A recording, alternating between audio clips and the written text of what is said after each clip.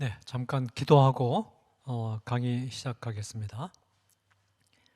사랑하는 하나님 아버지, 지난 시간에 2022년 교육과정과 현행 교과서 그리고 현대의 윤리사상 또 도덕 교육의 배경을 형성하고 있는 정서론의 반도덕성을 집중적으로 검토하고 또 비판하는 그런 시간을 지난 시간에 가진 데 이어서 오늘은 그 대안으로 또 정서론과 함께 2022년 교육과정과 현행 교과서 그리고 현대 도덕교육 안에 깊이 윤리사상으로 들어가 있는 이 공동체주의에 대해서 비평하고 또 살펴나가고자 합니다.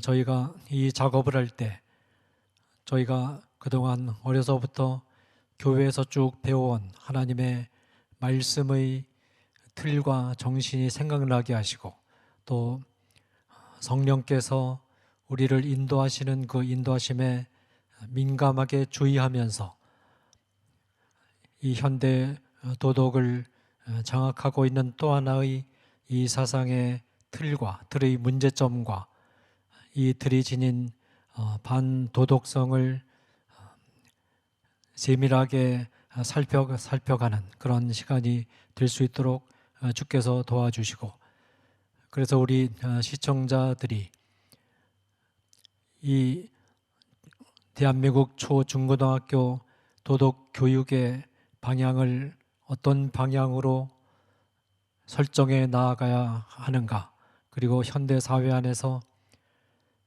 이 도덕교육의 문제점이 무엇이며 우리 기독교인들은 어떤 방향으로 도덕교육과 도덕생활의 방향을 설정해 나아가야 하는가 하는 이 질문에 대해서 좀 더 바르고 성경적인 그런 방향을 발견하고 또 좌표를 설정하는 그런 시간이 될 수 있도록 주께서 함께하여 주옵소서.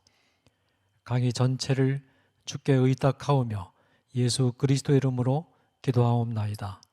아멘. 네, 지난 시간에는 이 2022년 교육 과정 그리고 현대인들의 도덕 교육과 도덕 생활에 심대한 영향을 끼치고 있는 이 도덕 사상 가운데 하나인 정서론을 세밀하게 분석하고 비판하는 그런 시간을 가졌습니다. 2022년 교육과정과 현행 교과서 그리고 현대 도덕교육, 도덕철학 그리고 현대인의 도덕사상에 심대한 영향을 끼치고 있는 또 하나의 흐름이 있는데 그 흐름이 바로 이제 공동체주의라는 것입니다. 사실은 이제 공동체주의는 이 정서론이 원래 그 윤리사상사적으로 보면 이 정서론이 가진 문제점을 극복하고 비판하고 극복하기 위해서 등장한 사상인데 이 초중고등학교 교육과정에 보면 이 정서론과 공동체주의가 마치 아주 친밀하게 서로 잘 조화되는 그런 사상인 것처럼 그렇게 두 사상이 이념적 배경으로서 좀 들어가 있다라는 것입니다. 특별히 이 초중고등학교 교육에서 가장 중시되는 인물 가운데 하나가 아리스토텔레스인데 이 공동체주의는 아리스토텔레스로부터 시작된 것이거든요. 이 아리스토텔레스가 강조되고 또 이 공동체성이 강조된다는 것은 그 배경에 현대 윤리 사상 가운데 가장 큰 영향력을 끼치고 있는 정서론과 함께 그리고 정서를 극복하기 위해서 등장한 것으로 그렇게 해석되고 있는 바로 공동체주의의 윤리적 이념이 이 2022년 교육과정 그리고 현행 교과서 안에도 지금 깊이 들어와 있다 하는 것을 보여주는 증거가 됩니다. 자, 그러면 이 공동체주의라는 윤리사상 또는 도덕 철학이 등장하게 된 그 문제 상황을 정리를 하도록 하겠습니다. 이 현대 사회는 도덕의 영역과 정치, 경제, 사상의 영역에서 비슷한 딜레마에 직면해 있습니다. 우선 도덕의 영역을 보면 현대 사회는 한편에는 자기 자신의 주관적이고 감성적인 즐거움과 기호를 추구하는 이기적이고 개인주의적인 정서론적 인간이 자리 잡고 있습니다. 지난 시간에 우리가 이제 집중적으로 분석한 그런 내용이죠. 그리고 이제 다른 한편에는 철저하게 비인격적인 효율성을 추구하는 거대한 공룡과도 같은 관료적 조직이 자리하고 있습니다. 서로 어울릴 것 같지 않은 이 두 흐름이 같이 공존하는 이유는 이 철저하게 효율적인 효율성을 추구하는 이런 관료적 조직이 개인의 주관적이고 감성적인 쾌락을 추구하는 것을 효율적으로 도와줄 수 있다고 그렇게 믿기 때문에 그렇습니다. 그렇기 때문에 이 한쪽에는 아주 개인주의적인, 아주 감정적인 그런 그 자아론, 그런 도덕적인 태도가 도덕적이라고 하지만 사실은 반도덕적인 태도죠. 그런 태도가 자리 잡고 있고, 그 반대편에는 이것과는 전혀 어울릴 것 같지 않은 아주 비인간적이고 그리고 효율성만 아주 냉혹하게 추구하는 그런 냉정한 그런 관료적 조직, 거대한 관료적 조직이 자리하고 있는데 서로 이해관계가 맞아떨어지기 때문에 결국 효율적으로 비인간적으로 정책을 밀어붙이고 추진해야 쾌락이 보장된다는 거죠. 자, 이것이 이제 이 정서론에 의해서 장악되고 있는 현대 사회의 특성 가운데 하나죠. 결국 이 현대 사회가 양극화가 되어 있는 것입니다. 이런 양극화된 현대 사회의 구도 안에서 무엇이 지금 상실되어 버렸느냐 하면 인간들 상호 간의 인격적인 그 관계와 인격적인 소통 그리고 타인에 대한 배려가 사라져 버렸다는 것입니다. 한쪽에 있는 정서론적인 자아는 자기 이익만 추구합니다. 자기의 감정적인 만족만 추구합니다. 그 옆에 있는 타인에 대한 어떤 관계라든지 배려라든지 이런 것을 생각하지 않는다는 거죠. 또 이 거대한 관료 조직은 아주 비인격적인 냉혹한 조직입니다. 인간을 따뜻하게 인간으로 보는 그런 관점이 없는 거죠. 그저 효율적으로 냉혹하게 말하자면 어떤 쾌락을 최대한 극대화시킬 수 있는 그런 정책을 추진한다는 거죠.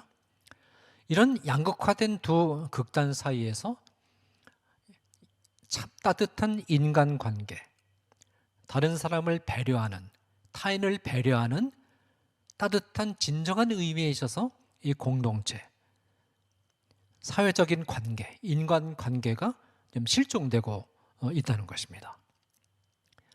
자, 이것이 이제 이 도덕의 영역에서 현대 사회를 볼 때 드러나는 문제점 가운데 하나죠. 또 하나는 정치 경제 사상의 영역을 살펴보면 현대 사회는 한편에는 개인의 덕을 강조하면서 구조의 힘을 가볍게 보는 정치적인 의미의 자유주의가 포진해 있습니다.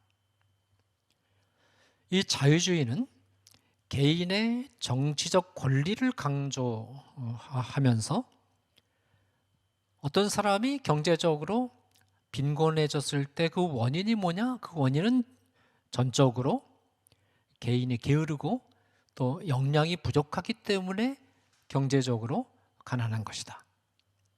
그렇게 원인을 파악을 합니다.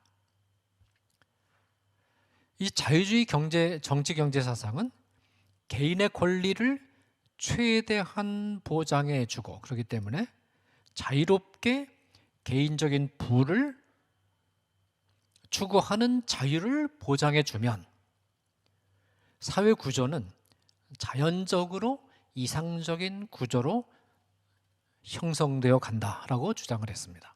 그러니까 모든 이 변화, 모든 발전의 모든 진전의 자리를 어디서 찾느냐 하면 개인의 결단, 개인의 능력에서 찾는 것이죠.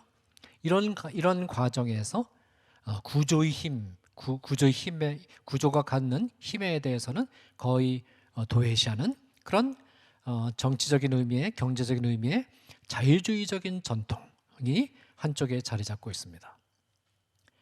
다른 한편에서는 현대 사회는 사회의 구조를 변혁하면 개인적인 덕은 자연스럽게 변화된다라고 주장을 하면서 사회 구조 변형만을 일방적으로 추구하는 그런 사회주의가 포진해 있습니다. 이 사회주의에서는 개인의 덕이라고 하는 것은 말하자면 하나의 부르주아 계층, 이 사회주의 정치 경제 사상에서는 개인이 가진 덕이나 윤리는 특정한 집단, 곧 부르주아 계층의 이익을 합리화하고 있는 위장막에 불과한 것이다. 그렇게 보죠. 그래서 이 사회주의에서는 개인의 덕을 아예 고려를 하지 않습니다. 그래서 이 사회주의적인 또는 공산주의적인 그런 사상과 이념에 집착하는 사람들을 보면 대체로 도덕성이 많이 약하고 개인적인 도덕 생활이 상당히 문란한 것을 우리가 볼 수 있습니다. 이 부르주아 계급이 도덕이라든지 법이라든지 종교를 위장막으로 내세워서 이 프롤레타리아 계급을 착취하는 사회 구조가 문제라는 것입니다. 문제는 사회 구조에 있는 것이지 개인의 어떤 결단이나 개인의 도덕이라든지 또 개인의 그 종교라든지 이런 것들은 아무 의미가 없다는 거죠. 이런 것들은 그저 이 권력을 잡은 정치 경제적 권력을 잡은 특권층이 자기 자신을 합리화시키는 그런 도구에 지나지 않는다. 그렇게 이제 보는 거예요. 그래서 개인의 덕이라든지 이런 것들을 완전히 무시해 버립니다. 그리고 이 프롤레타리아의 혁명을 통해서 이 부르주아 계급을 축출하는 사회 구조 변혁이 관건이다. 그렇게 판단을 합니다. 그래서 이 사회주의에서는 개인의 덕이나 윤리가 설 자리는 없어져 버리는 것이죠. 자, 이렇게 해서 이제 이 정치 경제의 영역에서도 또 서구 사회가 양극화되어 있다. 한쪽에서는 개인 윤리나 개인의 덕을 일방적으로 강조하면서 사회 구조의 의미와 중요성은 완전히 무시해 버리는 그런 전통이 하나 있고, 거기 대응해서 또 다른 한쪽에서는 구조의 중요성을 전적으로 중시하면서 일방적으로 중시하면서 개인의 덕성이라든지 인격성이라든지 또 종교라든지 이런 것들을 다 하나의 허위의식, 하나의 위장막으로 평가절하해 버리면서 무시해 버리는 이런 양극화된 그런 현실 속에 현대 사회가 말하자면 자리 잡고 있다라는 것입니다. 그런데 이 서구의 윤리학은 개인의 덕을, 이것은 이제 말하자면 그 공동체주의 논리를 따라가면 그렇다는 것입니다. 서구의 윤리학은 개인의 덕을 일방적으로 강조하면서 사회 구조를 가볍게 보는 전통과 사회 구조를 일방적으로 강조하고 개인의 덕을 간과하는 이 전통을 조화시키는 방법을 찾지 못했다는 것입니다. 자, 우리가 이제 상식적으로만 생각해 봐도 우리가 현실 속에서 삶을 살아갈 때 이 두 가지가 사실 다 중요하죠. 개인의 덕성도 굉장히 중요하고, 개인의 결단도 중요하고, 개인의 종교도 중요하고, 개인의 윤리도 굉장히 중요하지 않습니까? 그것이 우리 삶에서 차지하는 비중이 상당히 크다는 것입니다. 그리고 우리의 모든 행동은 개인의 덕으로부터, 개인의 윤리적인 판단으로부터 나오는 것이기 때문에 개인의 덕이라는 것을 이 윤리학에서 완전히 배제시키면서 그 윤리학을 전개한다는 것은 우리가 상정하기 어려운 일 아니겠습니까? 또 그렇다고 해서 이 구조라는 게 굉장히 중요하죠. 이 구조라는 것은 이 법을 의미하는 것인데 법 하나가 잘못되면 그것이 이 국민들에게 끼치는 영향력이 어마어마하죠. 또 법 하나가 바르게 제정이 되면 그것이 이 사회 전체 국민들에게 끼치는 영향이 또 어마어마하고, 그래서 우리가 이제 평범한 상식을 가진 사람들을 보았을 때 개인의 덕도 굉장히 중요하고 동시에 사회 구조를 바르게 설정하고 바르게 만드는 것도 굉장히 중요하고, 그래서 이 바람직한 도덕 철학, 바람직한 윤리학이 될 수 있기 위해서는 개인의 덕을 강조하면서 동시에 사회 구조의 비중도 같이 강조하는 것을 잘 조화시키는 그런 방향으로 나아가야 될 텐데, 유감스럽게도 서구의 윤리학은 이 두 가지 양극화된 전통을 통합시키는데 두 전통을 조화롭게 같이 아우르는데 그동안 실패를 거듭해 왔다라는 것입니다. 자, 이것이 서구 윤리학의 최대의 난제였습니다. 이런 그 상황 속에서 일군의 철학적 윤리학자들이 어디에 주목하기 시작했느냐 하면 아리스토텔레스의 윤리학에 주목하면서 아리스토텔레스의 윤리학을 연구하는 가운데 아리스토텔레스에게서 무엇을 발견하게 되었느냐 하면 아리스토텔레스의 윤리학에서는 개인의 덕과 사회 구조가 아리스토텔레스의 윤리학에서는 통합되어 있다는 사실을 발견하게 됩니다. 그러면서 그렇구나.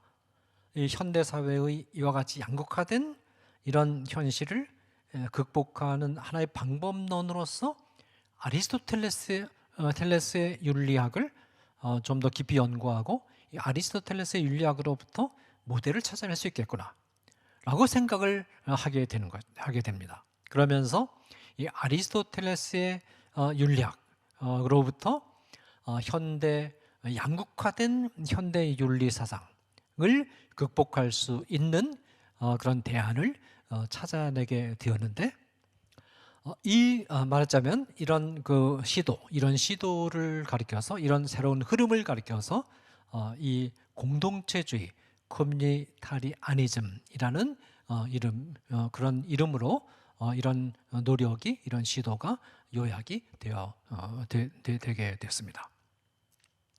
이 공동체주의를 주도한 대표적인 철학적 윤리학자는 물론 공동체주의를 안에도 굉장히 많은 학자들이 있습니다. 최근에 이 국내에 자주 소개가 되었던 마이클 샌들도 전형적인 공동체주의 윤리학의 전통에 속한 학자입니다. 자, 그런데 이 공동체주의를 주도하는 대표적인 이 철학적 윤리학자는 미국 노틀담 대학교 철학부 교수인 알라스데어 맥킨타이어입니다. 이 알라스데어 맥킨타이어가 덕 이후 After Virtue라는 그 책을 썼는데, 이 그 After Virtue라는 책은 일종의 서양 윤리학사인데, 보통 이제 그 윤리학의 역사를 서술할 때는 고대로부터 시작해서 이렇게 점점 내려오면서 현대까지 역사적 순서에 따라서 쭉 저술하는 것이 통상적인 방법 아니겠습니까? 자, 그런데 이제 이 덕 이후 이 After Virtue라는 저서는 현대 20세기와 21세기, 특히 19세기 말에서 20세기 말까지 현대 서구 윤리사상, 현대 서구를 장악하고 있는 윤리사상을 집중적으로 분석하면서 그 윤리사상이 그러면서 그런 현 20세기의 윤리사상의 문제가 있는 것인데, 그 문제가 있는 윤리사상이 되게 된 그 이전 배경은 무엇인가 하면서 역으로 추적해 들어갑니다.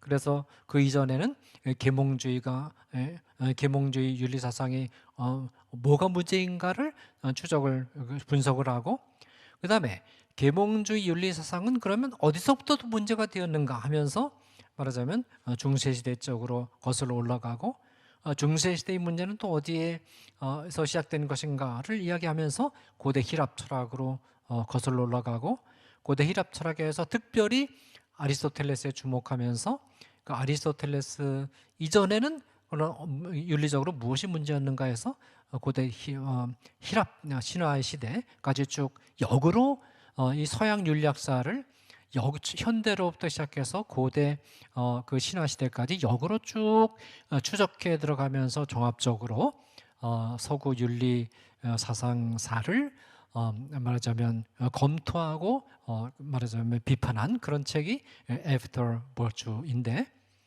바로 이 덕 이후 After Virtue라는 책에 이 공동체주의의 핵심 논증이 탄탄하게 제시가 되어 있습니다. 그리고 이 After Virtue가 등장하면서 물론 그 이전에도 이 공동체주의 윤리사상이 산발적으로 있었지만 그것을 통합을 하면서 하나의 명료한 논리로 이렇게 제시한 사람이 이제 맥킨타이어이고, 맥킨타이어의 이 주저 덕 이후입니다. 이 책이 전 세계 현대 윤리학계에 엄청난 그 영향을 끼치기 시작하면서 이 현대 서구 사회 안에서 이 공동체주의라는 하나의 커다란 학파가 형성을 하게 됩니다. 이 맥킨타이어가 주도하는 공동체주의는 향후 서구의 철학적 윤리학의 지형을 근본적으로 바꾸어 놓았을 뿐만 아니라 기독교 윤리학에도 깊은 영향을 끼쳐서 지금 특별히 자유주의 전통뿐만 아니라 이 복음주의에도 많이 들어와 있어요. 이 자유주의 전통과 복음주의뿐만 아니라 이런 현대 윤리학, 기독교 윤리학에도 엄청난 영향을 끼쳐서 현대 기독교 윤리학도 이 공동체주의를 이해하지 못하면 말하자면 그 흐름을 파악할 수 없는 그런 단계까지 지금 와 있고, 심지어는 성경 해석학에도 이 내러티브 해석학이라는 이름으로 엄청난 영향을 끼쳐서 현대 해석학의 방향을 새로운 방향으로 이렇게 틀어가고 있는 그런 엄청난 영향을 끼친 것이 바로 공동체주의입니다. 이 현대 도덕 교육의 도덕 철학의 중심은 정서론과 더불어 한쪽에 정서론이라는 하나의 사상이 있고, 사실은 이 정서론의 약점을 극복하고 비판하면서 등장한 것인데, 또 다른 한쪽에는 아리스토텔레스의 윤리학과 또 아리스토텔레스의 윤리학에 내재된 공동체주의가 현대 도덕 교육의 중심으로 이렇게 자리 잡고 있습니다. 이 정서론과 공동체주의는 서로 대립되는 두 흐름임에도 불구하고 이 두 흐름이 마치 잘 조화되는 흐름이기나 한 것처럼 2022년 도덕 교육 과정을 포함해서 현대 도덕 교육 안에 그 자리를 버젓이 차지하고 있다라는 것입니다. 자, 그러면 이 공동체주의가 이 모델이 된 이 아리스토텔레스의 도덕 철학, 아리스토텔레스의 도덕 교육 사상을 살펴보도록 하겠는데, 이 아리스토텔레스의 도덕 철학은 한마디로 말하면 도덕 교육을 정치 교육으로 바꾼 것, 이것이 바로 아리스토텔레스의 도덕 철학인데, 바로 이것이 이 도덕 교육을 정치 교육화한 이런 시도가 바로 지금 중고등학교 도덕 교육의 줄기 가운데 하나를 차지하고 있습니다. 제가 어젠가 그제도 이제 어떤 도서관의 책 자료를 좀 찾기 위해서 서울의 어느 거리를 자동차를 타고 이렇게 지나가고 있는데, 바로 중고등학교 바로 앞에 플래카드가 하나 붙어 있습니다. 플래카드가 뭐냐면 중고등학생들을 대상으로 한 어떤 학교를 개설하는 특별 학교를 프로그램을 개설하는 건데, 그 이름이 뭐냐면 정치학교입니다. 이름이 정치학교예요. 그러니까 그 중고등학교 아이들을 모아놓고 정치 교육을 하겠다는 겁니다. 그런 플래카드가 걸려 있어요. 이게 바로 현대 도덕 교육의 특징 가운데 하나구나 하는 것을 다시 한번 확인하게 되는 것입니다. 자, 이 맥킨타이어가 모델로 삼고 있는 아리스토텔레스의 윤리 사상은 그의 주저인 니코마코스 윤리학에 주로 잘 나타나 있는데, 이 니코마코스 윤리학에서 이렇게 이제 전개가 됩니다.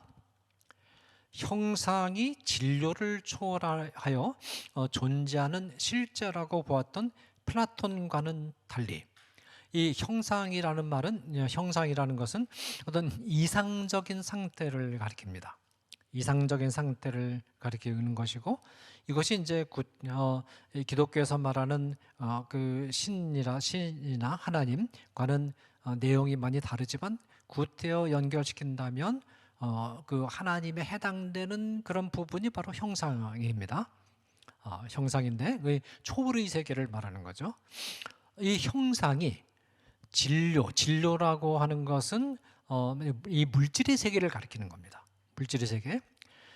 이 플라톤은 말하자면 이상적인 것은 현실 속에 있는 것이 아니라 현실을 초월한 이데아의 세계에 있다고 그렇게 봤어요. 그래서 어쨌든 플라톤은 그 물질의 세계를 넘어선 초월의 세계, 물론 그 초월의 내용이 진정한 초월인가에 대해서는 의문의 여지가 있긴 하지만, 어쨌든 이 플라톤은 이 물질의 세계를 넘어서는 초월의 세계, 이상의 세계를 어쨌든 관념상으로나마 인정을 했거든요. 반면에 이 아리스토텔레스는 진료, 이 현실, 물질의 세계, 진료와 현실과 물질의 세계를 초월해서 존재하는 형상이라는 것은 없다. 그런 건 실제하지 않는다. 실제로 존재하는 것은 물질의 세계뿐이다. 물질의 세계를 넘어서는 초월의 세계는 존재하지 않는다. 형상이라는 것은 다 물질의 세계 안에 있는 것이지 물질의 세계를 넘어서서 초월의 세계에 있는 것이 아니다.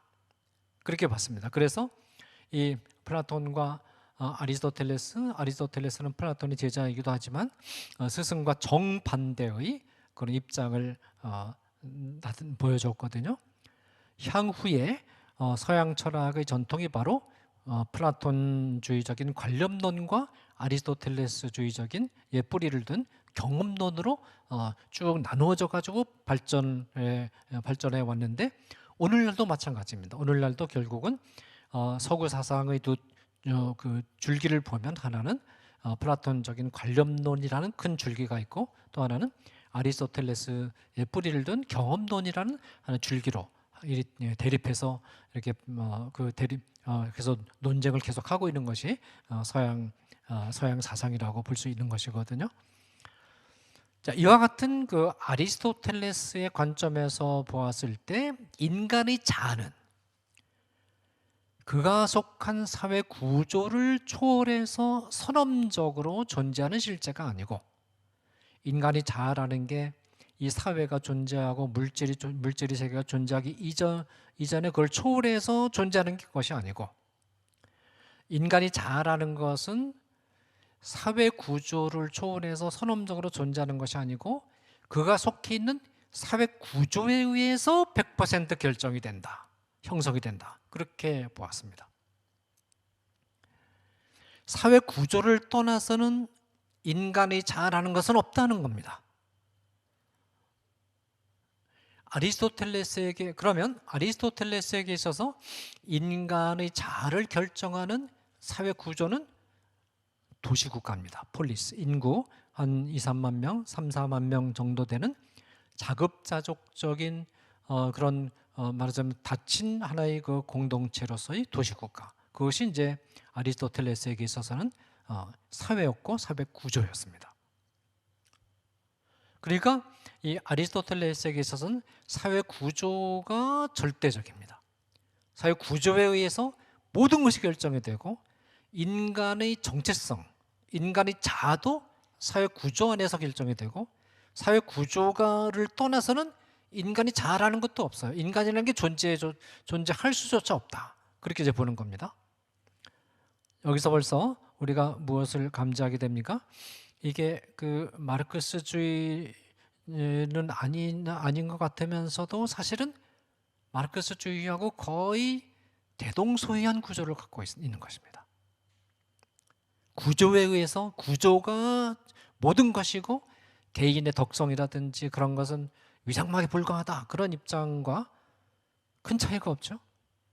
사회 구조에 의해서 100% 인간의 자아가 결정이 되는 것이다. 구조 절대주의, 구조 전체주의라는 그런 형태를 이미 띠고 있습니다. 자, 그러면 도시국가라는 것은 뭐냐 하면 통시적으로는 그 자체의 역사적 전통을 가지고 있다.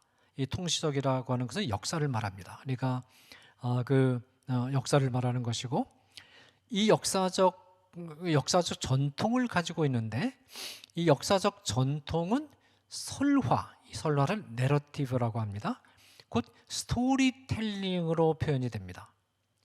그런데 스토리텔링으로 표현되는 역사를 가지고 있다.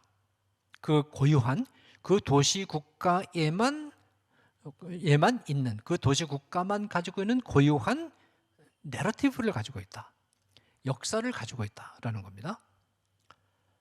그리고 이제 그 역사는 어떻게 전수가 되느냐면 스토리텔링으로 전수가 된다.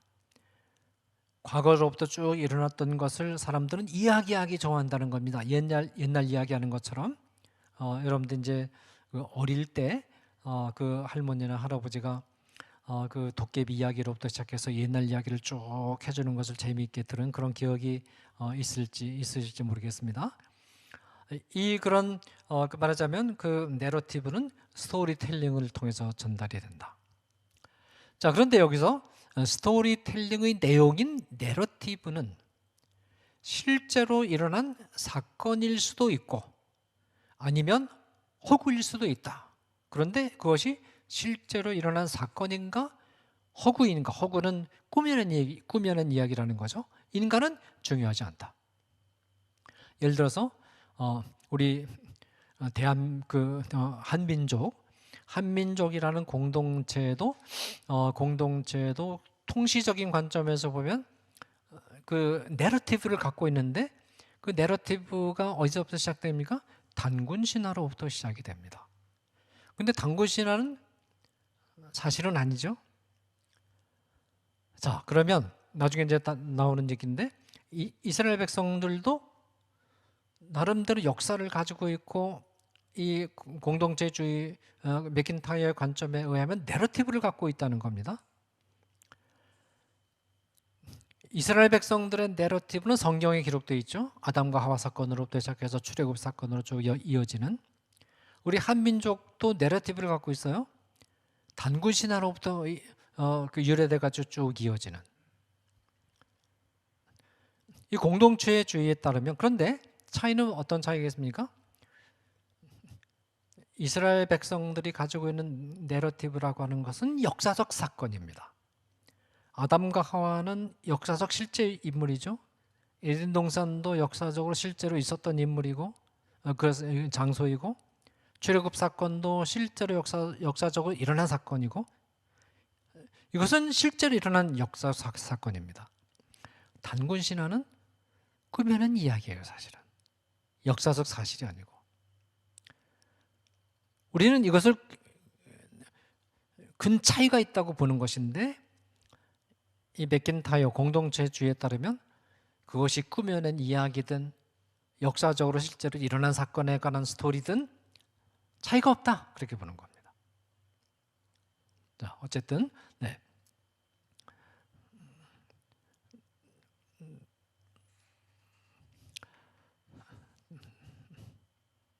네, 그 앞에 그걸 좀 꺼주세요. 네, 실제로 일어난 역사적 사건. 그런데 이 공동체주의에 따르면 실제로 일어난 사건도 스토리텔링을 통해서 이제 전달이 될 때,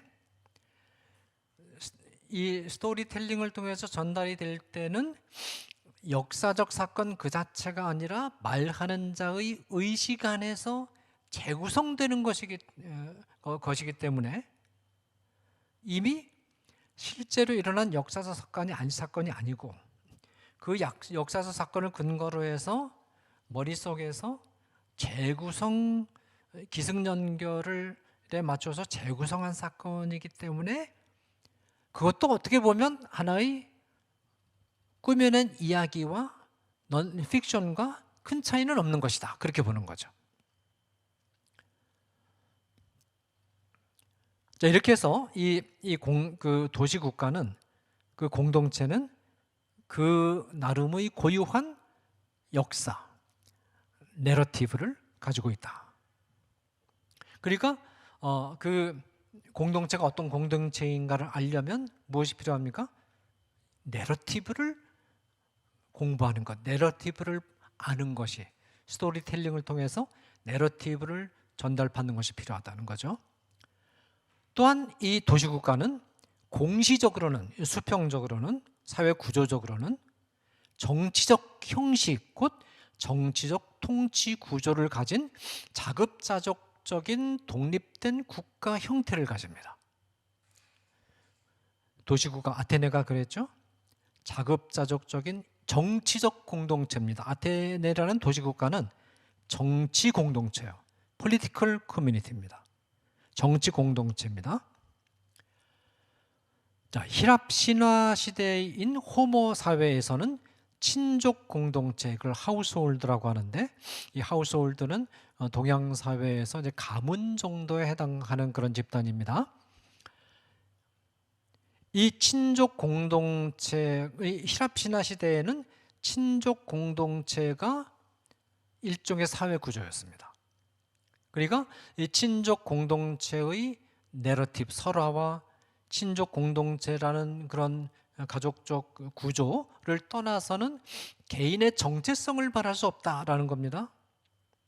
또 신약적 기독교 사회에서는 초자연적인 하나님의 나라를 떠나서는 개인의 정체성을 말할 수 없고, 스토아주의 사회, 로마 사회죠, 에서는 보편적 우주적 질서를 떠나서는 개인의 정체성을 말할 수 없는 것처럼, 아리스토텔레스 당시의 도시국가인 아테네의 역사, 내러티브와 구조, 사회 정치적 공동체라는 구조를 말하지 않고는 이 도시국가에 속한 시민의 자아의 시민의 자아의 정체성은 말할 수 없는 것이다.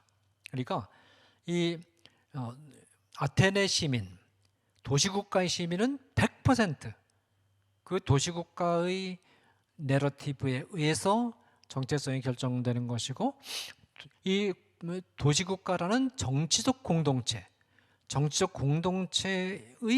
구조에 의해서 시민의 자아가 결정이 되는 것이다 라는 것입니다.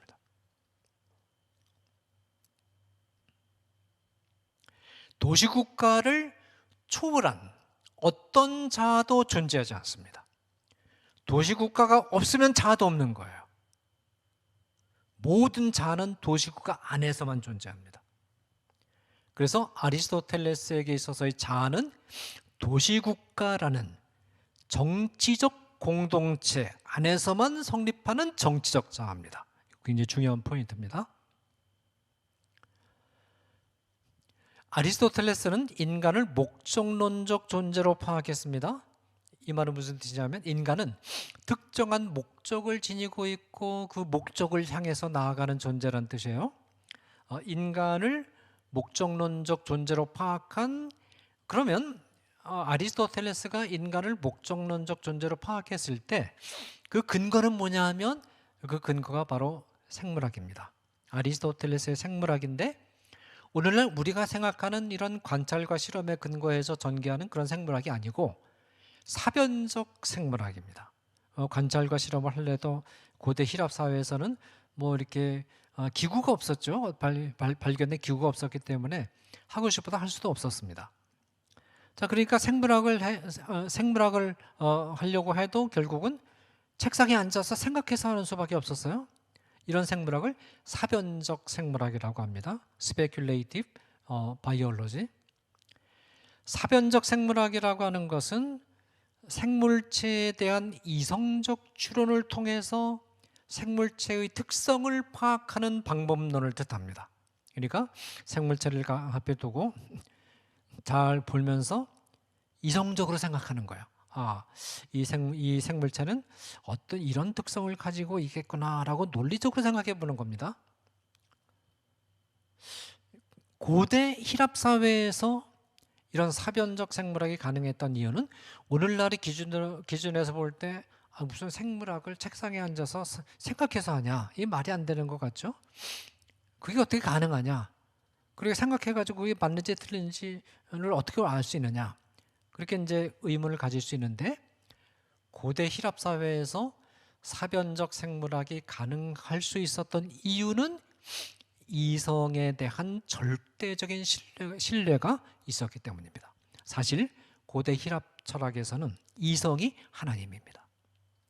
논리적으로만 정확하게 추론하면 틀릴 수가 없는 거예요. 그런 논리적으로만 정확하게 추론하면 절대로 틀릴 수 없는 완전한 지식을 가질 수 있다.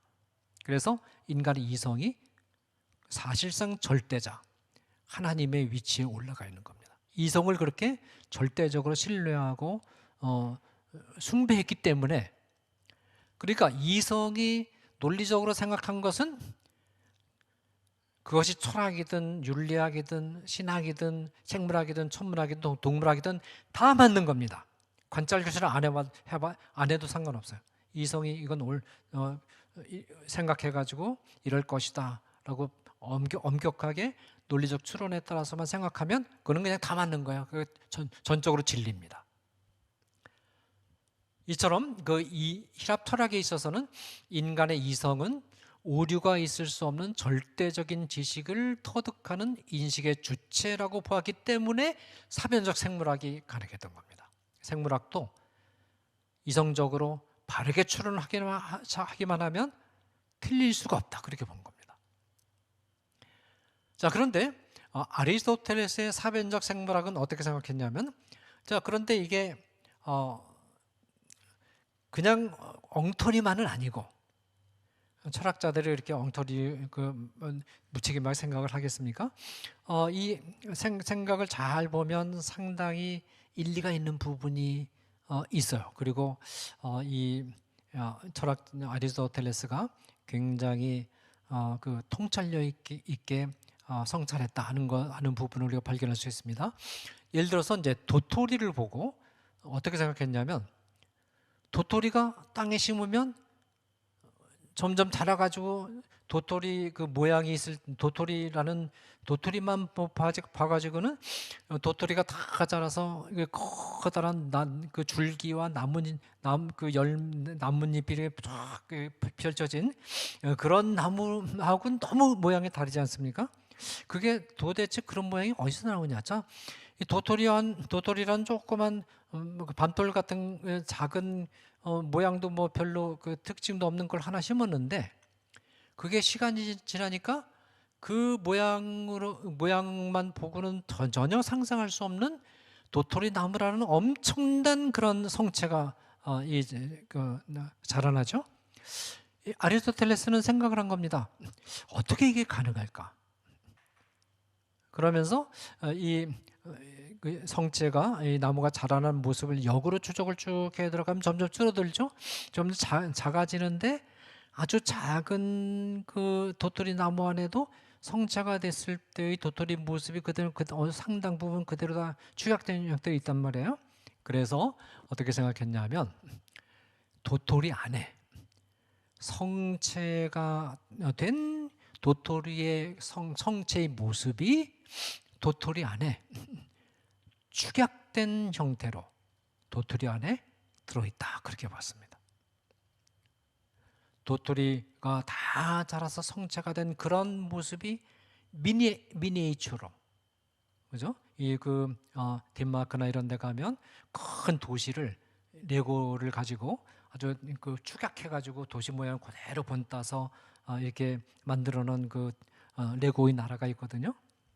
이거 마찬가지로 커다란 도토리 성체 나무의 모습을 그대로 미니에이처로 축약한 작은 형태의 도토리의 설계도와 같은 그런 모습이 도토리 안에 들어있다는 겁니다. 그래서 이게 도토리를 심으면 그 도토리 안에 있는 그 설계도와 같은 그 모습은 뭐냐면, 요 도토리는 요 모습을 향해서 살아간다는 거예요. 그것이 바로 도토리의 목적입니다. 이 도토리는 이런 모습을 향해서 살아가도록 되어 있는 목적론적인 존재라고 본 겁니다. 그렇게 생각했어요. 이와 같은 견해는 사실은 희랍적인 DNA 이론이다, 그렇게도 할 수 있어요. 어떻게 보면 비슷하죠. 유전자 안에 말하자면 그 어떤 생물체가 다 자랐을 때의 모습이 유전자 안에 축약된 형태로 들어있죠. 정보가 다 들어있지 않습니까? 그것이 이제 복잡한 기전을 거치면서 점점 이렇게 그 형태를 향해서 나아가죠. 이런 것을 아리스토텔레스가 생각하면서 말하자면 추정하면서 본 거예요. 이렇게 발견했다기보다도 그렇게 생각을 한 겁니다. 자, 이처럼 이 모든 생물체는 씨앗 안에 그 생물체가 그 자라가야 될 성체의 모습이 들어있고 그 모습을 향해서 자라가게 되어 있다. 그런 의미에서 모든 생물체는 목적을 향해서 자라가는 그런 목적론적인 존재인데, 이와 마찬가지로 인간도 세상에 태어날 때 그 인간이 성인이 되었을 때 말하자면 성인이 되었을 때 그 모습이 특정한 모습이 있는데, 그 모습을 향해서 자라가는 목적론적인 존재다라는 것입니다. 이렇게 해서 사변적 생물학에서 생물학적인 추론을 통해서 얻은 정보를 인간에게도 인간도 생물체니까 그대로 적용을 한 것입니다. 그래서 말하자면 이와 같은 방법으로 인간의 삶도 지향해야 되는 목적, 텔루스가 있고, 인간의 삶은 이 목적을 향해서 성장해 간다는 거예요. 여기서 이 아리스토텔레스의 자연과 인간을 동일시하는 범심론이 드러납니다. 자, 그러면 아리스토텔레스에게 있어서 인간의 목적은 그럼 뭐냐? 도토리의 목적이 성체로 자라는 것이라면 아리스토텔레스에게 있어서 인간의 목적은 뭐냐?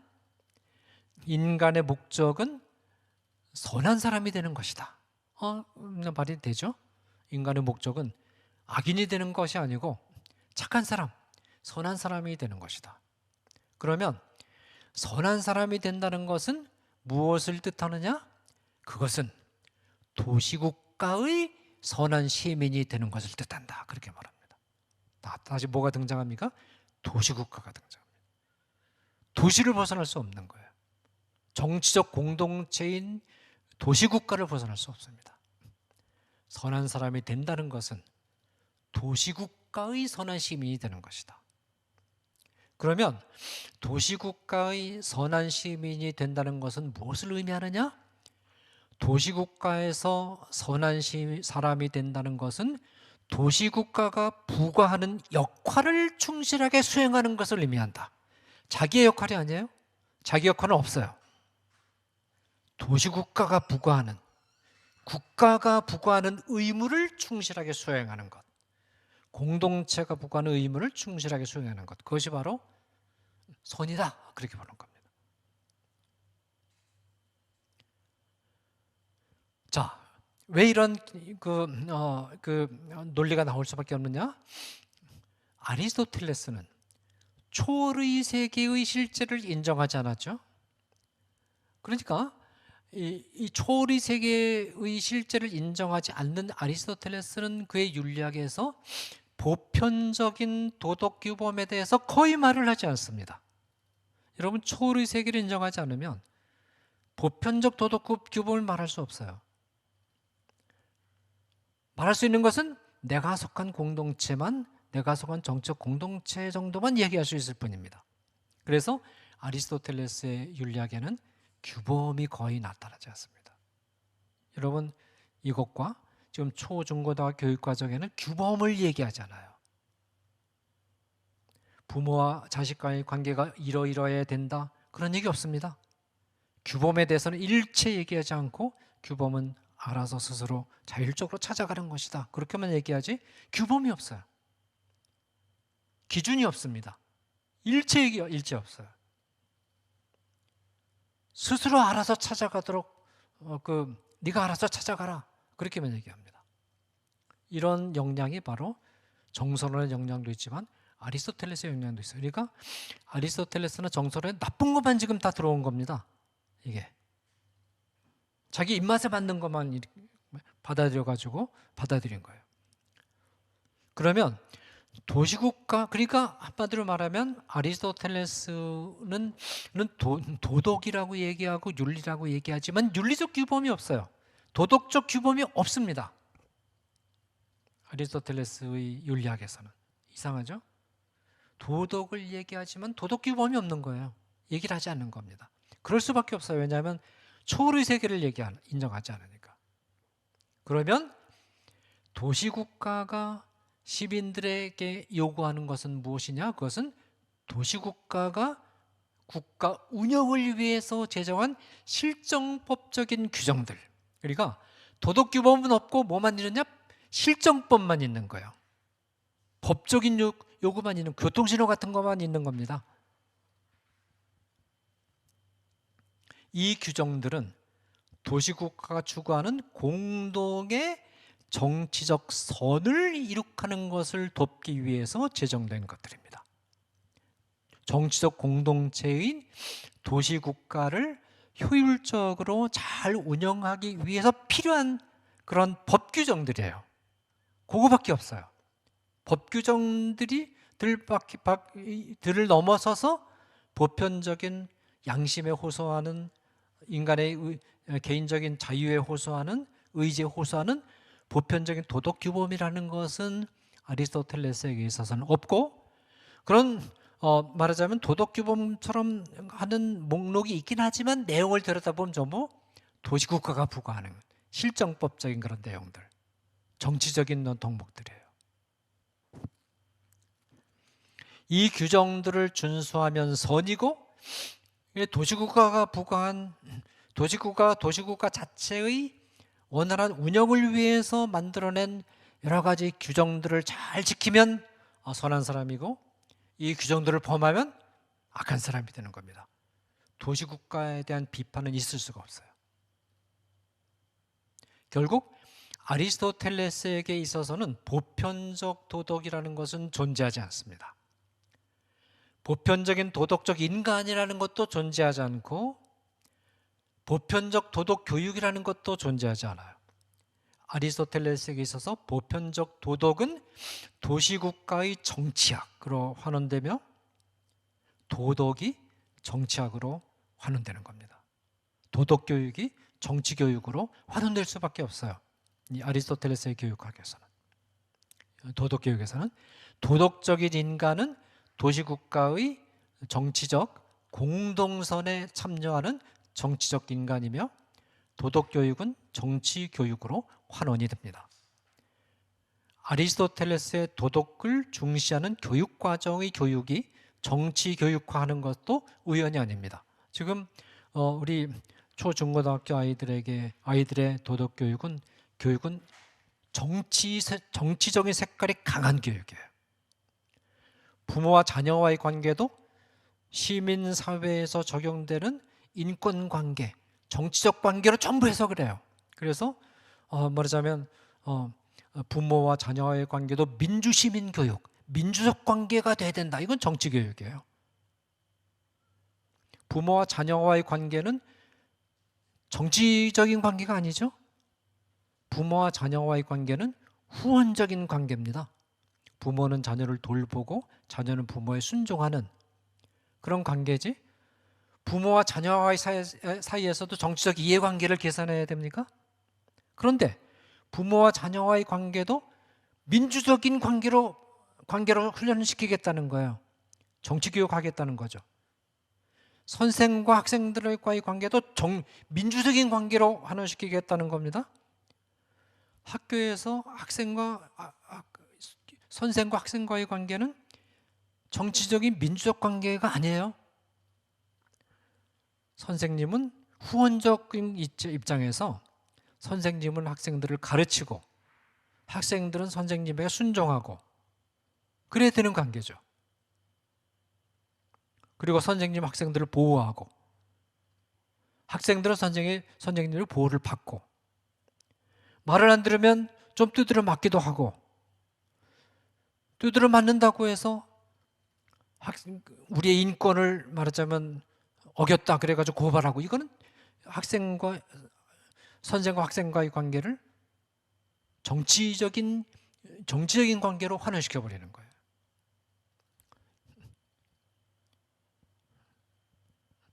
학생이 게으르게 활동하고 숙제를 안 해와서 선생님이 손바닥 때리고 그거는 그대로 받아야 되는 거지. 내 손바닥 때렸으니까 나의 신체에 해를 가했다. 그러니까 이것은 인권모독이다. 그렇게 해서 고발하는 거는 선생과 학생과의 관계를 정치교육화, 정치적인 관계로 환원시켜버리는 거예요. 그렇게 되면 학교 교육이 붕괴되는 겁니다. 도덕교육이 붕괴되는 거예요. 자, 그러니까 이 아리스토텔레스를 잘못 받아들인 거예요, 사실은. 이 초중고등학교 교육이. 이 도시국가가 요구하는 역할을 수행하기 위해서는 그러면 뭐가 필요합니까? 이 역할 수행을 할 수 있는 능력 또는 자질을 갖춰야 된다. 이 자질이 바로 뭐냐면 덕입니다. 덕. 근데 덕이라는 말을 하면 굉장히 도덕적이죠. 내용은 뭡니까? 정치적인 덕이에요. 내용은 정치교육이에요. 문의만 도덕이지 내용은 다 정치입니다. 그러면 덕은 어떤 방법으로 갖출 수가 있느냐? 이 덕은 통시적으로는 도시국가의 역사를 스토리텔링을 통해서 학습하고 공시적으로는 도시국가가 갖추고 있는 다양한 교육적 네트워크 안에서의 관계 훈련을 통해서 갖출 수 있다. 그렇게 보는 겁니다.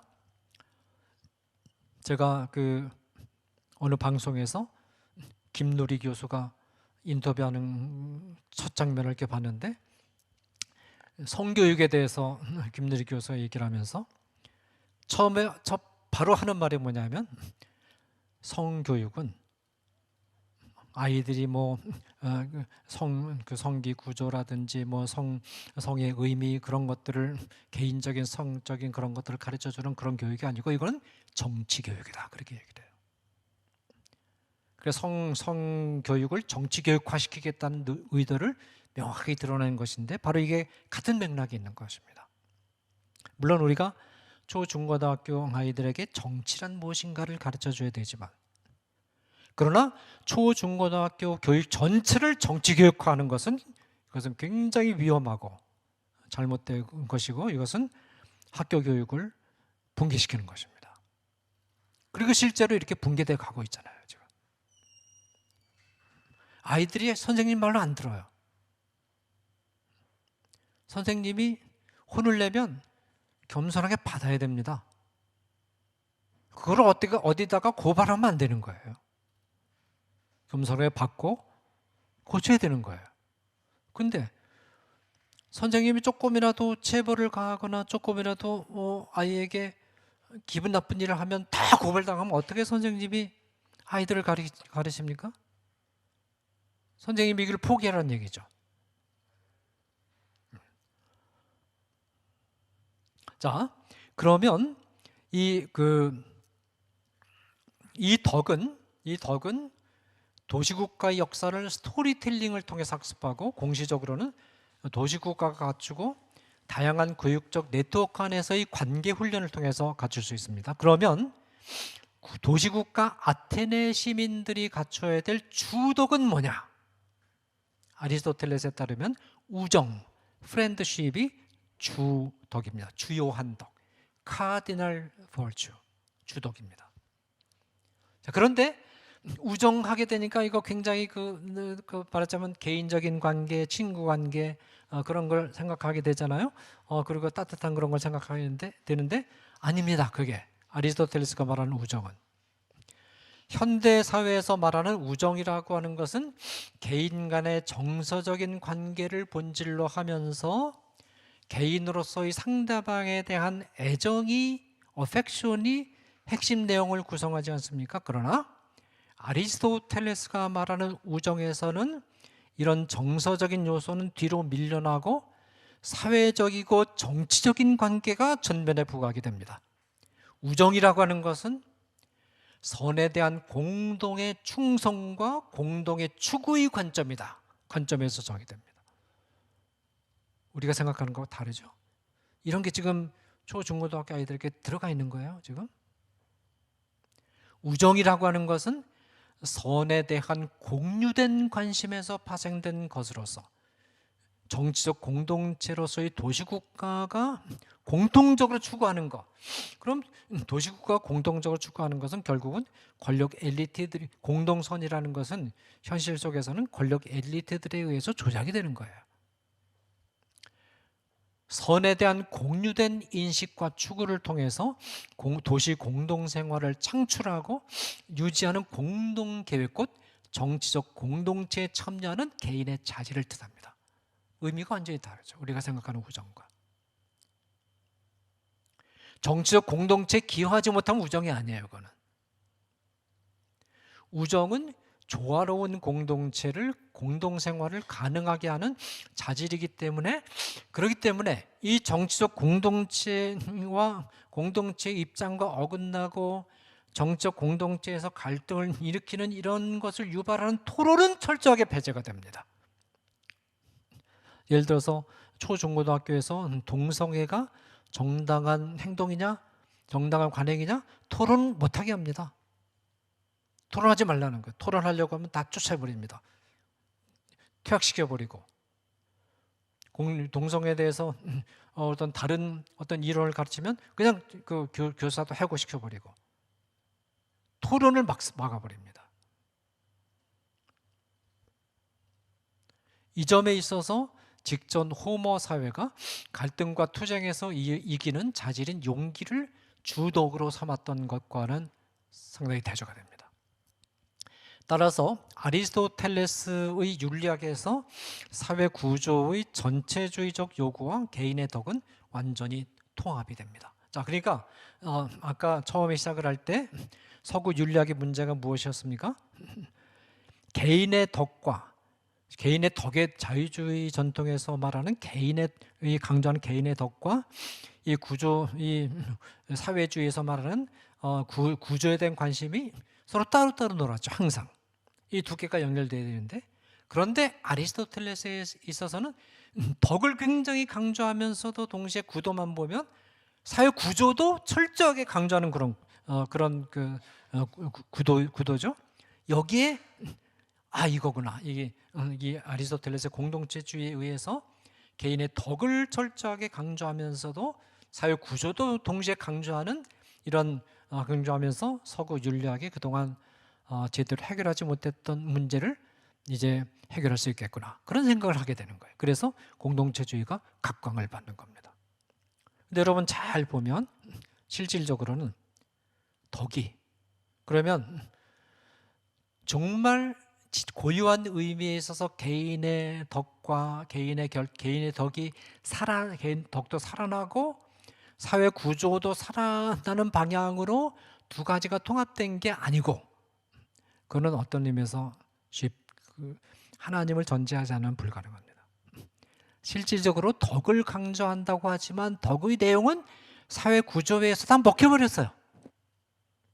그래서 사실 아리스토텔레스의 윤리학에서는 정치 교육만 있지 도덕 교육이 없는 겁니다. 통합이 되긴 되는데 사실은 실제 내용을 들여다보면 사회 구조가 덕을 먹어버린 겁니다. 마르크스주의하고 형태는 좀 다른데, 마르크스주의는 아예 개인의 덕을 위장막이다, 그렇게 비판해버렸죠. 그게 차라리 솔직합니다. 이건 덕을 살려주는 것처럼 하면서 덕을 잡아먹어버린 거예요. 이게 아리스토텔레스의 공동체주의입니다. 자, 그러니까 이 사회주의와 옷만 바꿔 입은 겁니다. 지금 서구 사회에서 고유한 의미의 사회주의를 추구하는 사람은 없습니다. 그렇게 많지 않습니다. 왜냐하면 이게 이미 공산주의와의 연관성이 너무 선명하기 때문에. 또 신사회주의는 성적인 영역에만 적용이 되고, 실제로 사람들에게 영향을 강하게 끼치는 것은 어떻게 보면 외투를 살짝 갈아입은 사회주의라고 할 수 있는 이 공동체주의가 지금 현대 서구 사회에는 아주 강력한 영향을 지금 끼치고 있습니다. 그리고 또 한편으로는 극히 개인적인 정서론이 또 자리 잡고 있으면서 현대 도덕이 다 망가져가고 있다라는 것입니다. 이 아리스토텔레스가 말하는 덕의 내용을 잘 보면 부유하고 사회적 신분이 높은 자들만이 성취할 수 있는 것입니다. 이런 국가의 요구는, 도시국가는 사실은 아테네의 귀족들만을 위한 공동체예요. 노예들, 외지인들은 참여할 수 있는 자리가 아예 없습니다. 이게 이제 고대 히랍 철학, 플라톤 철학이든 아리스토텔레스 철학이든 간에 고대 히랍 주류 철학은 철저하게 귀족들, 강한 자들, 건강한 자들만을 위한 철학이지, 약한 자들,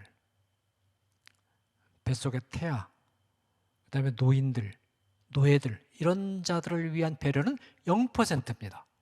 이게 고대 히랍 철학의 교만이고 또 말하자면 한계입니다. 그래서 되게 이제 철학이라는 학문이 원래 철학이라는 것 자체가 이성적으로 많이 생각해야 되는데, 이성적으로 이렇게 많이 생각하려면 많은 공부를 해야 되고 몸도 건강해야 되고, 몸이 약한 사람이 이 논리적 추론을 제대로 할 수가 없어요. 건강하고 몸도 말하자면 돈이 없는 가난한 사람이 철학할 수 없어요. 그럼 돈이 없는 가난한 사람이 철학하면 마르크스처럼 되는 겁니다. 니체처럼 되는 거예요. 자, 그러면 아리스토텔레스가 말하는 그거 좀 꺾어주세요.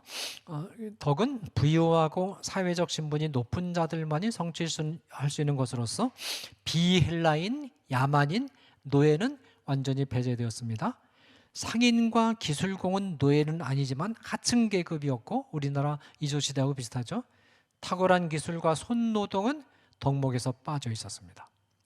아리스토텔레스의 윤리학은 아테네의 귀족 이외에는 어떤 역사도 없는 것이었습니다. 이 아리스토텔레스는 아테네라는 도시국가를 영구적으로 지속되는 공동체로 인식했고 따라서 도시국가의 한시성을 제대로 인식하지 못했습니다. 그러니까 아리스토텔레스는 아테네에 대한 자부심으로 꽉 차 있는 겁니다.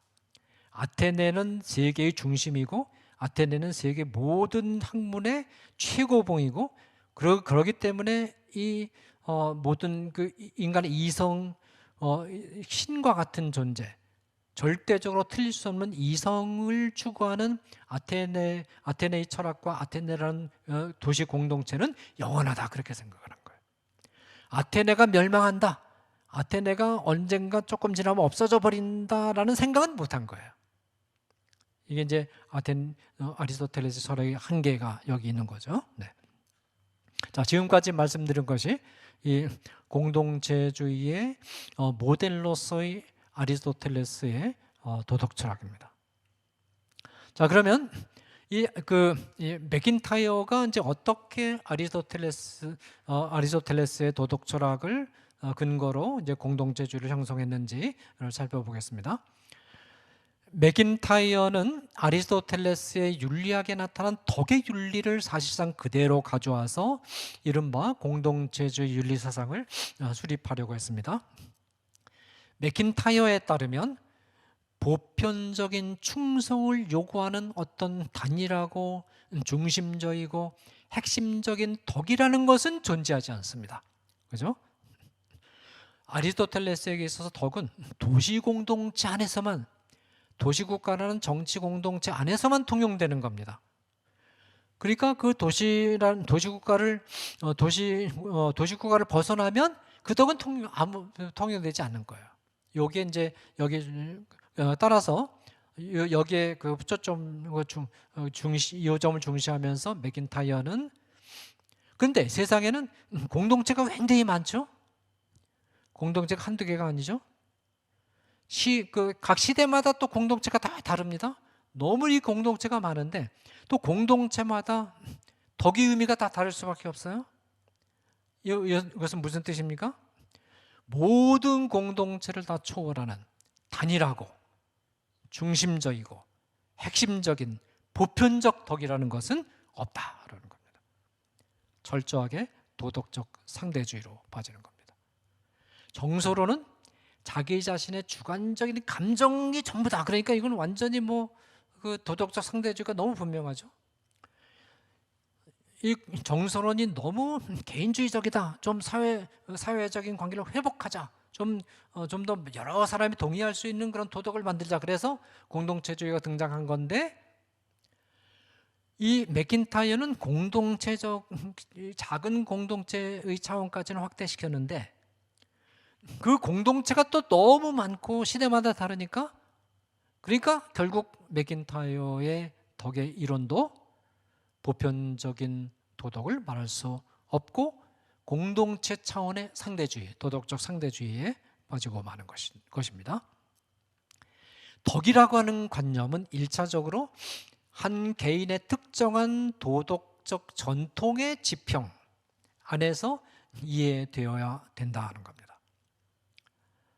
이 지평이라는 단어는 어떤 행동이 의미를 갖기 위한 터전을 가리키는 겁니다. 나중에 다시 나오겠지만, 예를 들어서 바둑을 둘 때 바둑돌이라는 것은 그냥 그 방바닥에 널려 있으면 바둑돌은 아무 의미가 없죠.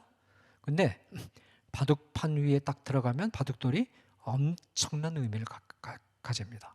이때 그 바둑판을 바둑돌의 지평이라고 그래요. 바둑돌의 의미를 갖기 위한 지평이라고 그러는 겁니다.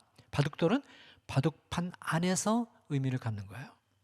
그러니까 덕이라는 것은 정치적 공동체인 공동체 안에서 의미를 갖는 것이다 라는 겁니다.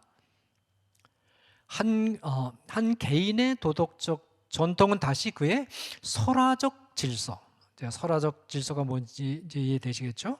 역사입니다. 그 역사가 실제로 일어난 역사든 꾸며낸 역사든 신화든 상관없어요. 설화적 질서 안에서 이해되어야 되며, 설화적 질서는 다시 관습, 프랙티스 안에서 이해되어야 됩니다. 이 맥킨타이어의 공동체주의에서 굉장히 중요한 용어가 관습이라는 단어입니다. 덕의 실행은 사회가 부과한 역할을 유지하는 데 필요한 자질들을 드러내며 특정한 사회적 관습 안에서 그 탁월함을 드러내는 것입니다. 자, 그러면 맥킨타이어가 말하는 관습은 뭐냐? 이 관습이라는 것은, 그 그림을 좀 없애주세요. 이 관습이라는 것은 사회적으로 확립된 통전적이고 복합적인 형태의 협동적 인간 행동으로서 한 개인의 내적인 선은 이 관계 안에서 실현이 됩니다. 예를 들면 한 개인이 탁월한 기술을 이용해서 축구공을 차는 행동이 지닌 목적은 골을 넣는 것인데, 이 목적은 축구 경기 안에서 실현됩니다. 축구 경기도 일어나지 않았는데 아무 데 가서 볼 아무리 잘 차봤자 아무 의미가 없죠. 축구 경기 안에서 골을 차서 공을 넣는 것이 거기 의미가 있는 거예요. 그래서 공 잘 넣으면 보너스를 몇 백만 원도 받고 몇 천만 원, 몇억 원도 받지 않습니까? 의미가 살아나는 겁니다. 또 이때 말하자면 축구 경기가 바로 관습이에요. 개인이 벽돌을 쌓는 행위의 목적은 집의 건축이라는 지평 안에서 실현됩니다. 개인이 아무 데나 가서 벽돌 쌓아봤자 의미가 없어요. 집 건축하는 현장에서 계획에 따라서 벽돌을 쌓을 때 의미를 부여받는 거죠. 이때 집의 건축이 바로 관습입니다. 꽃 심기는 정원 재배 안에서 의미를 가집니다. 이때 정원 재배가 바로 관습입니다. 이처럼 한 개인이 가진 덕은 가정이든 도시든 국가든 인간 공동체를 유지하는 것이 목적이다. 그러니까 이 관습은 한마디로 말해서 아리스토텔레스가 말한 도시국가, 폴리스, 이걸 관습이라고 본 거예요. 이 관습 안에 들어간다는 것은 관습이 제시하는 기준들의 권위를 받아들이고, 그죠? 도시국가가 부과하는 실정법적인 요구를 받아들이고, 그 말입니다. 이 기준을 나의 태도, 나의 선택, 나의 기호, 나의 행위에 대해서 적절하지 못하다고 비판하는 것을 받아들인 것. 도시국가가 너 이거 틀렸어 그러면 알겠습니다, 제가 고치겠습니다, 그렇게 해야 된다는 거예요. 자기 비판. 도시국가가 틀렸다고 하면 다 틀린 겁니다. 도시국가를 향해서 감히 당신이 틀렸어 그렇게 얘기할 수 없는 거예요. 도시국가는 절대적으로 그러니까 도시국가가 너 틀렸어, 이거 고쳐, 이거 잘못된 판단이야, 이거 고쳐야 돼, 다 고쳐야 되는 겁니다. 국가가 동성애는 정당한 거야, 너 정당하다고 봐, 알겠습니다, 그렇게 보겠습니다. 똑같죠? 같은 겁니다. 자, 그 다음에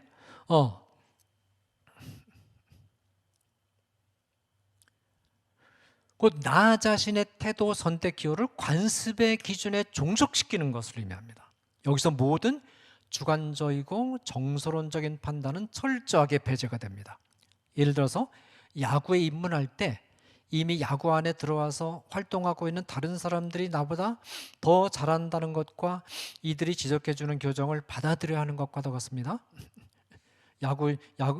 야구단에 처음 신참으로 들어가는데 내가 제일 잘났다, 그 코치도 있고 감독도 있고 선배 그 선수들도 있는데 너희들 다 틀렸어, 내가 제일이야, 그러면 쫓겨나는 거죠. 얻어 맞는 거죠. 두드려 맞는 거죠.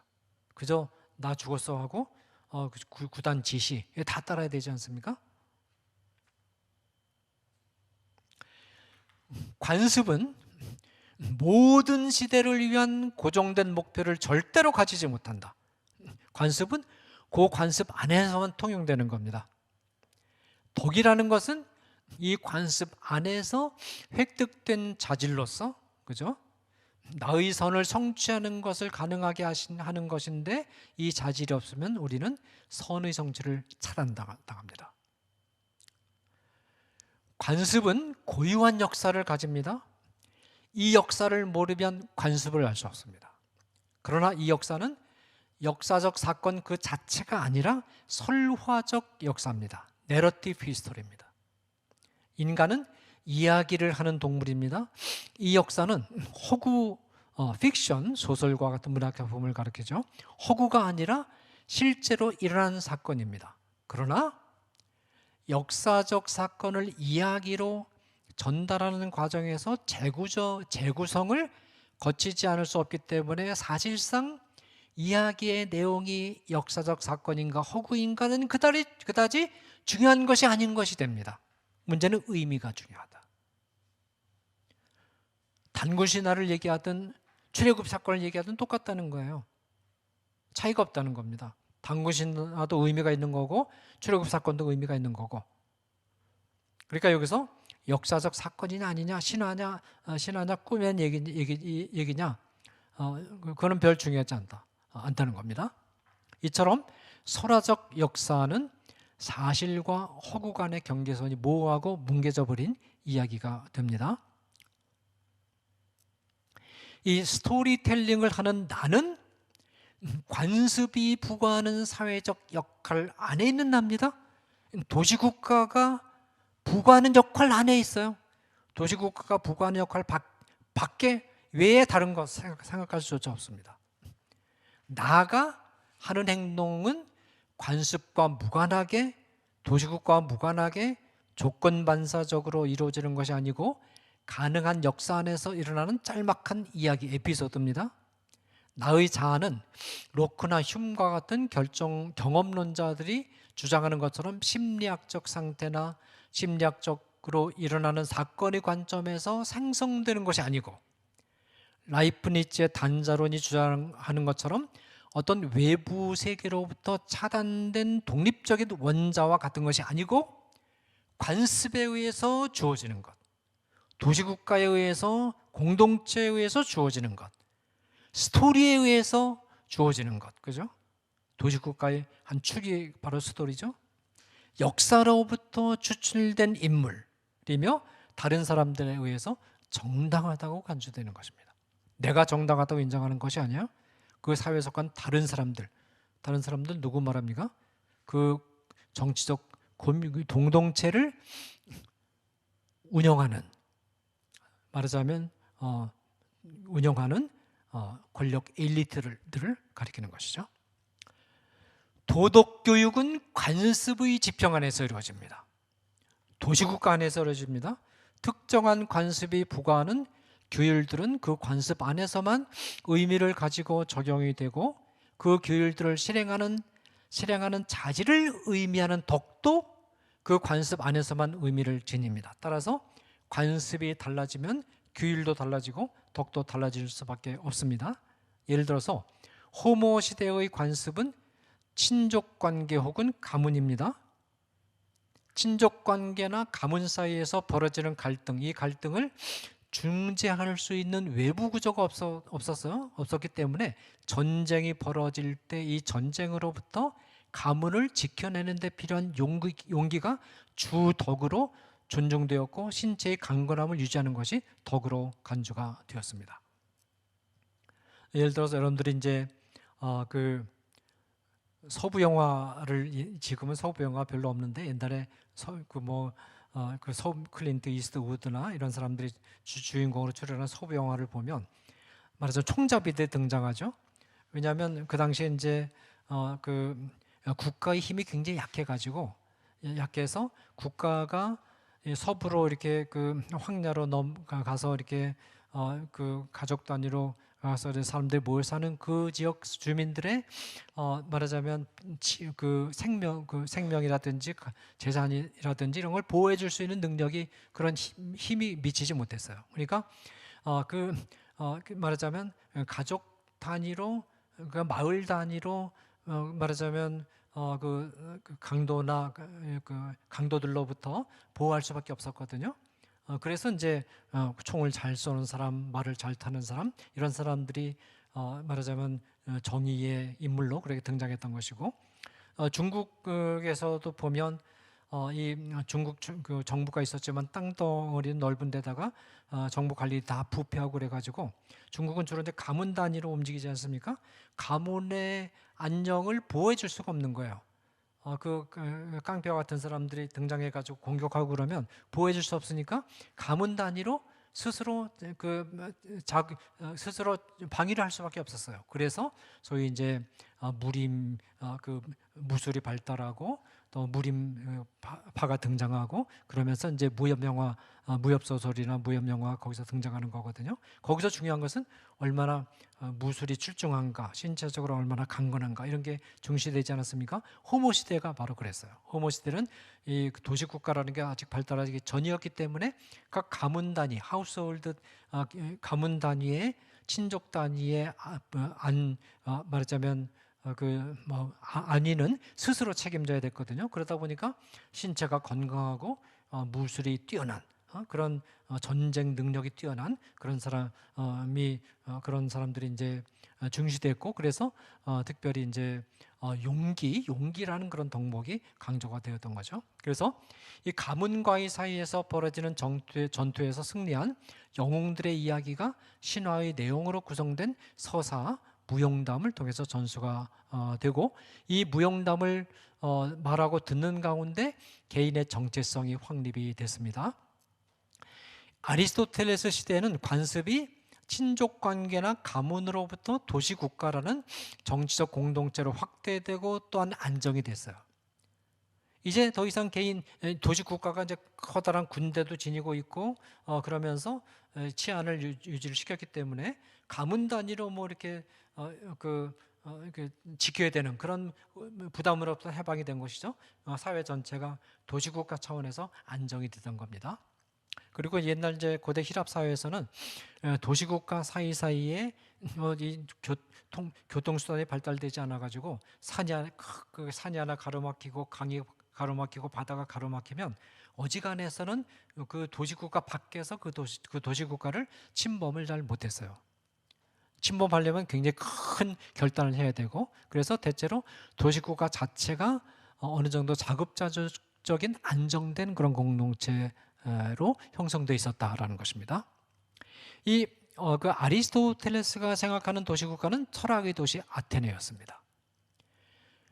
도시국가가 요구하는 덕은 도시국가의 선한 시민이 되어서 갈등과 분쟁이 없이 조화롭게 살아가고 조화로운 도시국가를 유지하는 데 필요한 것들로서 우정, 용기, 절제, 지혜, 정의 등이 요구되었어요. 그 가운데 가장 중시되는 것이 우정입니다.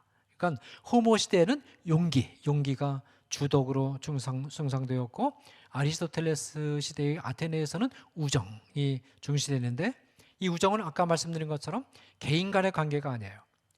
싸우지 않고 국가가 부과하는 의무를 잘 수행하는 것, 이게 우정입니다. 이 질서 안에서 그 다음에 스토아 학파, 로마 시대죠. 스토아 학파가 성행하던 로마 시대에는 관습이 이제 우주적 질서로 확대가 됐어요. 이 질서 안에서는 도시의 시민이 된다든가 특정한 왕국의 시민이 된다든가 아니면 제국의 시민이 된다든가 하는 것은 부차적이고 우연한 것으로 간주되었어요. 이 질서 안에서는 자연과의 일치, 또 우주적 질서에 따라서 사는 것이 주덕으로 칭송이 됐어요. 이처럼 시대가 달라지고 공동체가 달라지면 덕의 내용도 달라지고, 말하자면 도시 국가도 달라지고 공동체 관습도 달라지고 관습이 부과하는 규율도 달라지기 때문에 모든 공동체를 아우르는 보편적인 어떤 규범이라는 것은 더 이상 말할 수 없다라는 것입니다. 그래서 공동체주의도 이 정서론의 주관주의를 공동체, 도시국가적인 규모의 공동체로의 범주까지는 확대했지만, 그러나 공동체의 상대성을 넘어서지 못했다. 즉 한마디로 말해서 도덕적 상대주의를 넘어서지 못하면서 동시에 도덕 교육을 정치 교육으로 환원시켰다라는 것입니다. 자, 이제 이 공동체주의에 대한 평가를 하겠습니다. 공동체주의의 문제의식은 20세기 이후의 현대 사회를 이념적으로 장악한 도덕 이론인 정서론이 사회와의 관계를 철저하게 배제한 유아론적 자아론을 근거로 개인의 주관적인 감정적 쾌락의 추구를 절대적인 규범적 가치로 떠받드는 도덕적 판단과 행동을 마치 새로운 세기의 새로운 윤리학이기나 한 것처럼 제시하고 있음을 비판하면서 시작이 된 겁니다. 정서론을 비판하면서 나온 것이 공동체주의입니다. 또한 공동체주의는 정서론의 협애화된 아주 좁아진 개인주의적 자아는 효율성을 절대 가치로 추구하는 비인격적인 관료적 사회구조를 경영하는 정치적 엘리트들에 의해서 손쉽게 조작당한다라는 현실에 주목했습니다. 이에 대응해서 공동체주의는 자아론과 도덕의 사회적 관계성을 회복한 자아론과 도덕을 제시하려고 시도했어요. 이와 동시에 공동체주의는 개인적인 덕이 갖추어진다면 사회 구조의 변혁은 자연스럽게 따라올 것이라는 신념하에 사회 구조의 중요성과 힘을 간과한 정치적 자유주의 전통과 사회 구조의 변혁이 이루어지면 개인의 덕의 문제는 자연스럽게 해결될 것이라는 신념하에 개인의 덕의 문제를 간과한 사회주의 전통을 통합하지 못한 서구의 정치 철학을 비판하면서 개인적인 덕과 사회 구조를 함께 중시하는 새로운 도덕적 이념을 제시하려고 했습니다. 이 맥킨타이어를 대표적인 주자로 하는 공동체주의는 정서론과는 다르게 도덕적 판단과 행동의 절대적인 근거를 관습에서 찾았습니다. 지금 초등학교, 초중고등학교 교육과정이나 교과서에는 정서론과 공동체주의가 그냥 같이 들어가 있어요.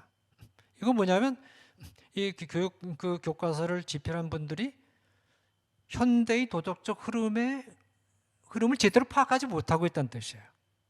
이 두 개는 같이 들어갈 수 있는 게 아니거든요. 아리스토텔레스와 정서론은 감정을 강조하는 이런 입장은 원래는 서로 상반되는 겁니다. 근데 그냥 막 다 끌어들인 거예요. 끌어들여서 그냥 그 짬뽕을 시켜놓은 겁니다. 맥킨타이어는 현대 사회가 지향해야 할 새로운 도덕의 모델로서 아리스토텔레스의 덕의 윤리에 주목했습니다. 공동체주의가 말하는 관습이라는 것은 좀 더 구체적으로 말하면 아리스토텔레스 시대의 도시국가에 해당하는 작은 규모 도시 규모의 상당한 정도의 자급자족적이고 국가적 성격을 가지고 있으며 그 자체로서의 사회적 네트워크와 설화적 역사를 지닌 정치 공동체입니다. 공동체주의에서 말하는 개인의 정체성과 자아는 절대적으로 이 정치적 공동체에 의해서만 주어지며 도덕적 선이란 이 정치적 공동체가 공동체의 원활한 운영을 위해서 부과하는 실정법적인 규율에 절대적으로 순응하는 행동을 뜻하며 덕이란 공동체가 부과하는 규율들을 철저하게 수행할 수 있는 자질을 뜻합니다. 그 다음에 이 공동체주의의 첫 번째 문제는 자아론으로부터 시작됩니다. 공동체주의는 인간의 자아는 관습 곧 소규모의 정치적 공동체에 의해서 창출되는 것으로서 이 정치적 공동체에 철저하게 종속되어 있는 자아입니다. 공동체주의에 있어서 정치적 공동체는 자아를 창조해내는 자아의 창조자이며 정치적 공동체를 선행하는 선험적 자아라는 것은 존재하지 않습니다. 그런데 이런 자아론은 성경이 말하는 자아론과 대립됩니다.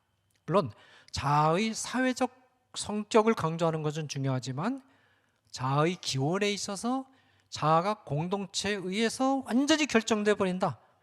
공동체를 떠나서 정치적 공동체를 떠나서는 자아는 없다라는 이런 관점은 유물론적인 관점으로서 이것은 성경의 자아론과 반대되는 것입니다.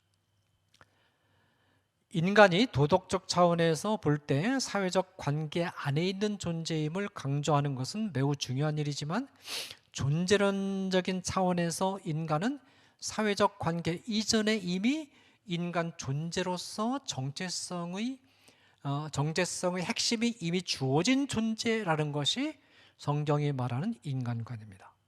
자, 최초의 처음 인간인 아담과 하와는 사회적 관계가 존재하기 이전에 이미 완전한 신체와 완전한 영혼을 가진 존재로서 실제하기 시작했습니다. 아담이 창조될 때 벌써 아담의 자아는 완성된 자예요. 그죠? 어떤 주변에 다른 하와가 등장하기 이전에 이미 아담은 사회가 등장하기 이전에 이미 아담은 하나님에 의해서 완전한 자아로 존재하기 시작했어요. 자아가 먼저입니다. 사회적 관계보다. 또 아담 이후에 모든 사람은 어떤 사회와의 관계를 갖기 이전에 이미 하나님이 영혼을 창조하셔서 신체 안에 넣어주심으로써 살아 움직이는 인간이 되었다. 하나님이 영혼을 창조하실 때 사회를 통해서 창조하지 않았어요.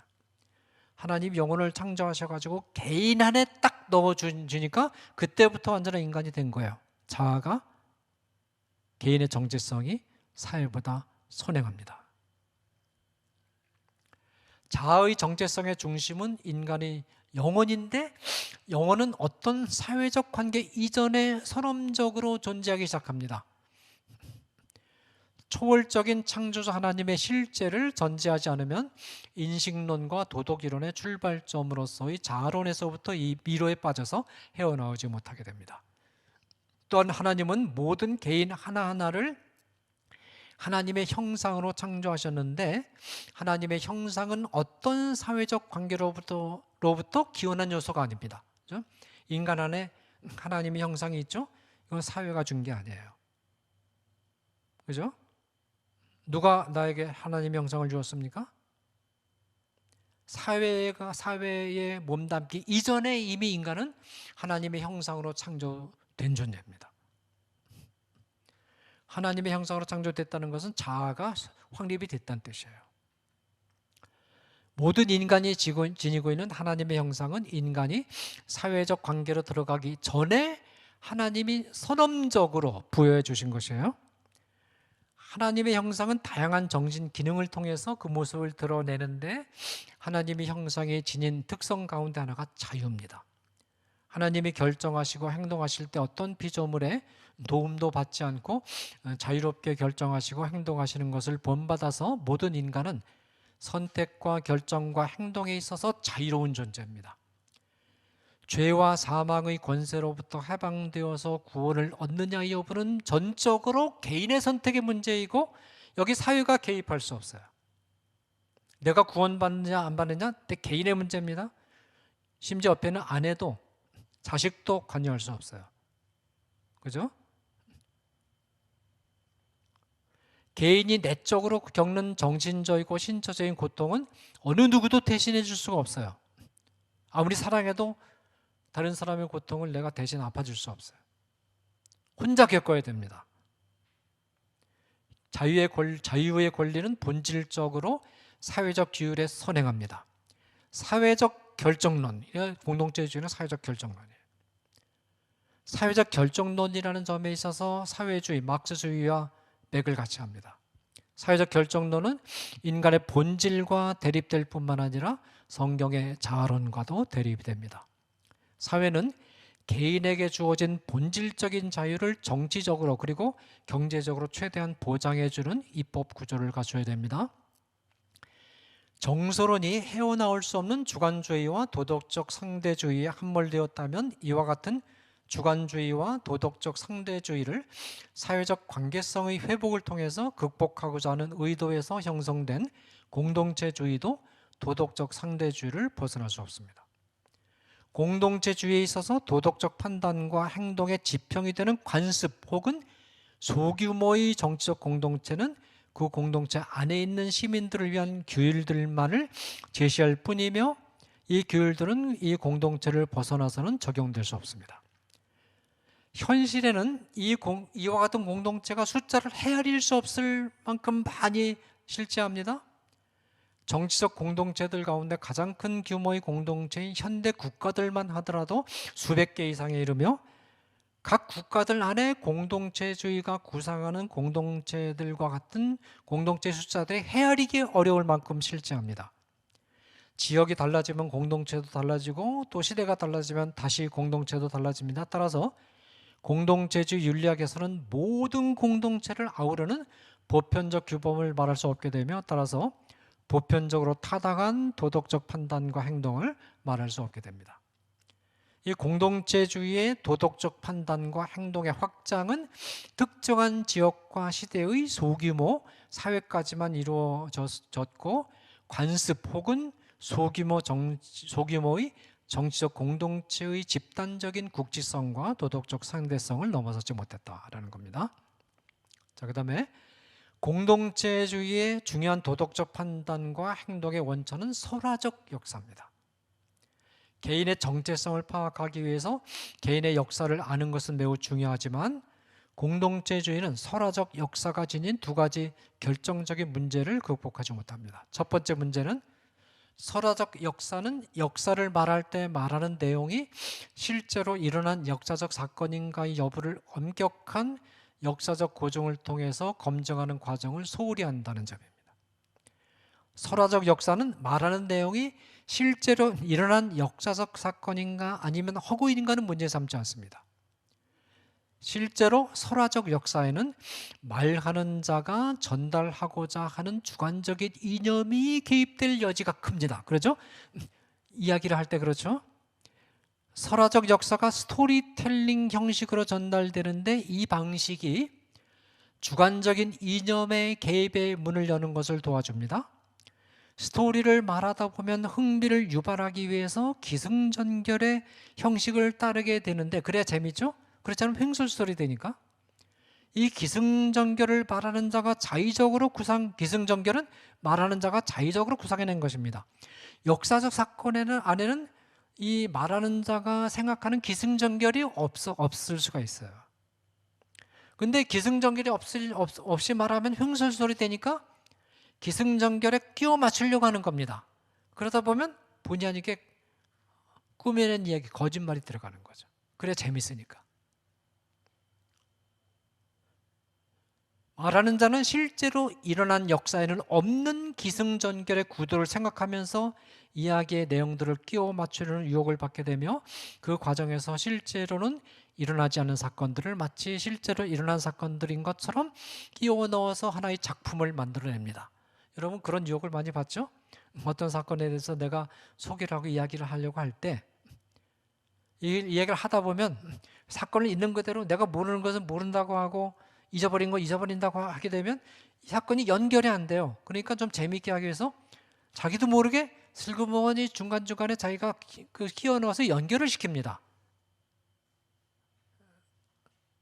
그런 실제로 일어난 역사적 사건하고 다른 거예요. 그것은 마치 한 편의 소설을 쓰는 것과도 같고 한 편의 드라마를 만들어내는 것과도 같습니다. 아예 난 소설을 쓸 거야 그러면 그러고 말하는 건 괜찮아요. 그러면 소설 쓸 거야 라고 전제하고 시작하면 마음대로 꾸며내도 됩니다.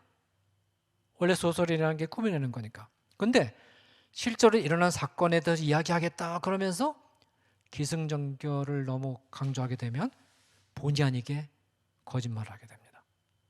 이상한 이야기를 끼워넣게 돼요. 단군 신화나 그리스 신화가 전형적인 설화적 역사입니다. 설화적 역사는 특정한 정치 공동체의 정치 엘리트들이 자신들의 통치 권력을 정당화하기 위해서 꾸며내는 이데올로기로 전락될 수 있습니다. 두 번째 문제는 설화적 역사가 스토리텔링의 형식으로 전달될 때 철저하게 명제적 형식을 배제한다는 점에 있습니다. 명제적 형식은 스토리의 핵심을 요약한 것으로서 스토리가 지향해야 될 방향을 지시하고 그 골격을 잡아주는 것입니다. 아리스토텔레스의 덕의 윤리는 보편적인 도덕적 규범적 원리를 거의 말하지 않습니다.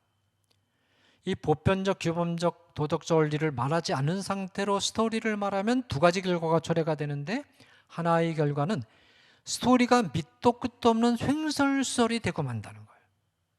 대체로 이른바 내러티브 방식을 새로운 해석학적 방법으로 채택해서 성경을 해석하고 설교하는 설교자들의 설교를 들어보면 횡설수설하는 경우가 많습니다. 무슨 소리 하는지 모르겠어요. 이야기를 쭉 하는데 정리를 못해요. 왜냐하면 그 정리하기가 굉장히 어렵거든요. 다른 하나의 결과는 이제 스토리가 그 그림을 지어주세요.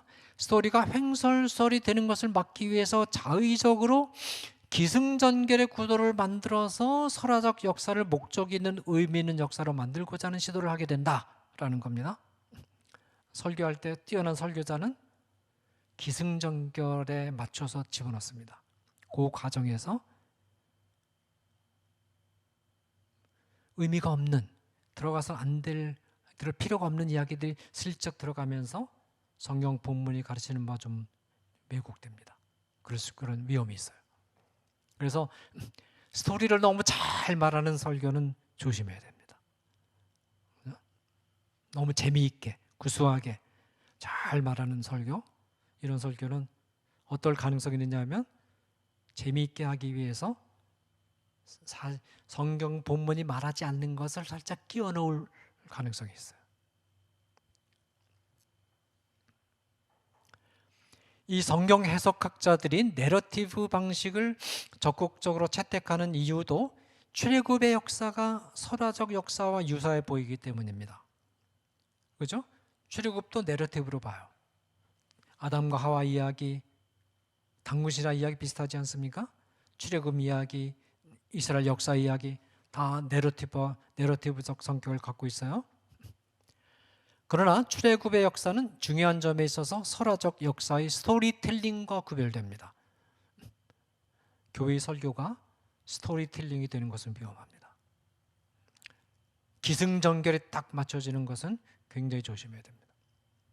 첫째로 출애굽의 역사는 역사적 사건과 허구를 구별하지 않고 모호하게 뒤섞어버리는 설화적 역사와는 달리 허구를 철저하게 배제하며 역사적으로 실제로 일어난 사건들에 대한 기록입니다. 여러분, 성경 기록은 굉장히 냉정합니다. 그리고 간단합니다. 여러분, 예수님의 그 십자가에서 예수님 십자가 사건은 엄청난 사건이죠. 우리 생각 같아서는 예수님의 십자가 사건이 너무 우리 마음을 아프게 하고 우리에게 의미를 주는 사건이기 때문에 좀 더 자세하게 감상적인 그런 내용을 많이 담아가지고 기록했으면 좋겠죠. 근데 여러분, 성경 기록을 보면 십자가 사건에 대한 기록이 굉장히 건조하게 간단하게 딱 간단히 기록되고 끝났습니다. 창조 사건에 관한 기록도 이 우주 창조에 대한 엄청난 이 사건을 창세기 1, 2장, 2장에 딱 아주 간명하게 군더더기 없이 딱 기록을 해놓고 끝냈어요. 그래서 성경의 역사는 실제로 일어난 검증이 가능한 사건들이다. 둘째로, 그러나 출애굽의 역사는 우연히 일어난, 그러면 출애굽 역사가 기승전결이 없느냐? 그건 아니에요. 출애굽의 역사는 우연히 일어난 역사적 사건들의 기록이 아니라 명확한 기승전결의 틀에 따라서 전개되는 역사인데, 그러나 이 기승전결의 틀은 인간이 구상한 것이 아니고 역사 그 자체 안에 내재한 것으로서 하나님이 설정하신 것입니다. 이 출애굽 역사는 창세전부터 하나님이 작정하시고 예정하시고 기획하신 구속의 계획, 곧 창조 타락 구속의 기승전결의 원리에 따라서 특정한 목적을 향해서 진행되어가는 역사입니다. 그러니까 우리는 성경 자체 안에서 하나님이 두신 기승전결을 찾아내야지 우리 인간이 자의적으로 허구적인 기승전결이라는 구도를 가지고 거기 성경 본문을 끼워 맞춰서는 안 된다라는 겁니다. 한 걸음 더 나아가서 세계사 자체가 하나님이 설정하신 기승전결의 플롯에 따라서 전개되어 가는 역사입니다. 셋째로, 출애굽의 역사는 명확하고 풍부한 명제적인 보편적 도덕 규범을 하나님의 생활 원리로 제시합니다. 사랑의 대강령, 황금률과 같은 규범들이 이미 출애굽의 역사 안에 명확히 내재되어 있고, 십계명과 더불어 음행, 동성애, 근친상간, 수간 등을 명확히 금지하는 보편적 도덕 규범들이 명제적 형태로 명확히 나타나 있습니다. 이 명제적 규범들은 하나님이 출애굽 역사 안에 두신 것입니다. 그 다음에 공동체주의는 모든 공동체들의 보편적으로 적용되는 도덕적 규범을 말할 수 없습니다. 도덕은 인류가 보편적으로 가지고 있는 양심에 호소하는 것인 반면 공동체주의가 도덕적 판단과 행동의 지평으로 설정한 공동체는 특정한 시대와 지역에 한정된 정치적 공동체이기 때문입니다. 그렇다고 해서 공동체주의가 공동체에 속한 시민들을 위한 규율들을 말하지 않는 것은 아닙니다. 소규모의 정치적 공동체는 공동선을 이루기 위한 규율들을 시민들에게 강제하는데 이 시민들은 실정법적인 정치적 규칙들이 그 규율들은 문장이 좀 단어가 잘못됐네요. 실정법적인 정치적 규칙들이 될 수밖에 없습니다. 따라서 공동체주의에서 도덕교육이 정치교육으로 환원되는 것은 필연적입니다. 현재 대한민국 공교육의 도덕교육은 정치교육으로 환원되어 가고 있습니다. 초등학교 어린이들에게 정치적 인권교육을 가르쳐서 부모와 자녀와의 도덕적 관계도 실정법적인 정치적인 방법으로 해결하는 법을 가르칩니다. 부모가 이건 초등학교 아이들에게 가르쳐야 될 문제가 아니에요. 이거는 굉장히 위험한 겁니다. 부모가 집안에서 자녀의 마음에 안 드는 잔소리를 하면 인권센터에 고발하고 경찰에 고발해서 해결하겠다는 발상을 주입시키고 있고 가족 구성원들과의 관계도 정치적 민주주의 방식으로 전환하려는 부모와의 관계도 민주적인 방식으로 정치 교육이 실시되고 있습니다. 조기 성애화 교육, 동성애 교육, 성전환 허용 교육도 결국 정치 교육입니다. 조기 성관계, 동성간의 관계, 성전환의 문제를 도덕적 문제로 접근하지 않고 정치적 인권의 문제로 접근합니다. 이처럼 공동체주의에서는 보편적 도덕은 실종되어 버립니다. 이 공동체주의에서 개인은 철저하게 정치적 공동체의 번영과 유지를 위한 규율에 강제적으로 순응해야 되고 이 규율에 이의를 제기하거나 범하는 순간 공동체에서 시민으로 살아갈 수 없습니다. 정치적 공동체 안에서의 개인은 독립된 자아로서의 정체성도 보편적 도덕적 삶을 살아갈 수 있는 가능성도 모두 박탈당합니다. 이처럼 공동체주의에서 정치적 공동체는 전체주의적인 독재적 공동체가 될 수밖에 없습니다. 공동체주의는 국가주의로 빠질 수밖에 없습니다. 공동체주의에 있어서 정치적 공동체는 신과 같은 절대적 권위를 가진 존재입니다. 물론 공동체주의는 하나의 공동체와 다른 공동체가 만나서 규율들의 갈등이 일어나면 이 과정에서 이전 공동체의 규율의 권위가 상대화될 수 있고 교정될 수 있다고 주장하지만 다른 공동체로 이동하는 것은 하나의 전체주의적이고 독재적인 공동체로 갈아타는 것뿐입니다. 공동체주의가 현대 사회에 적용되는데 궁극적으로 실패할 수밖에 없는 이유는 공동체주의가 도덕적 판단과 행동의 절대적인 지평이자 전제로 삼는 정치적 공동체는 현대의 다원주의적 사회에서는 실제하지 않는 유토피아이기 때문입니다. 자, 아테네와 같은 독립된 자급자족적인 정치적 공동체는 현대사회에서는 없어요. 그렇죠? 공동체주의는 고대 아테네와 같은 도시국가를 이상적인 공동체로 상정하고 도덕에 관한 논의를 전개합니다. 이 도시국가는 인구 2, 3만 명 정도의 비교적 소규모의 자급자족적인 정치적 집단입니다. 고대 히랍의 도시국가는 정치와 경제에 있어서 자급자족적인 독립된 외부에 대해서 닫힌 공동체였습니다.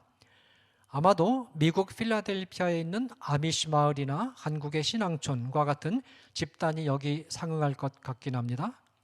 이 집단 안에서 개인은 집단의 네트워크와 역사에 의해서 하나의 자아관을 가지며 하나의 정치화된 유사 도덕률을 가질 수 있습니다. 그러나 오늘날 이런 공동체가 존재할 수 있느냐?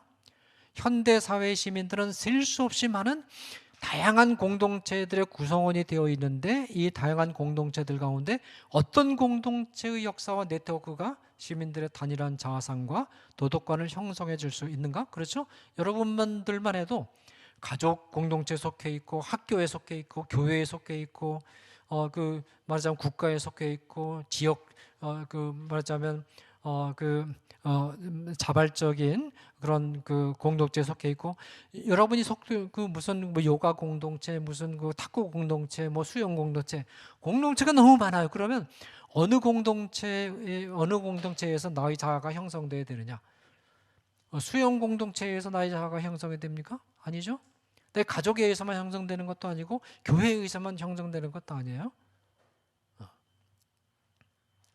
게다가 이 공동체들 가운데 자급자족적이고 닫혀있는 공동체는 하나도 없습니다. 국가 정도를 빼고는. 지금 그런데 오늘날은 국가도 전 지구촌화가 돼가지고 한 국가가 다른 국가 없이는 또 생존하기가 또 어려워요. 인터넷과 교통통신수단의 발달로 모든 공동체들이 외부를 향해서 열려있고 자급자족할 수 있는 공동체는 현대사회에서는 사실상 존재할 수 없습니다. 이것이 공동체주의가 현대사회에 접목되는데 실패할 수밖에 없는 이유다라는 것입니다.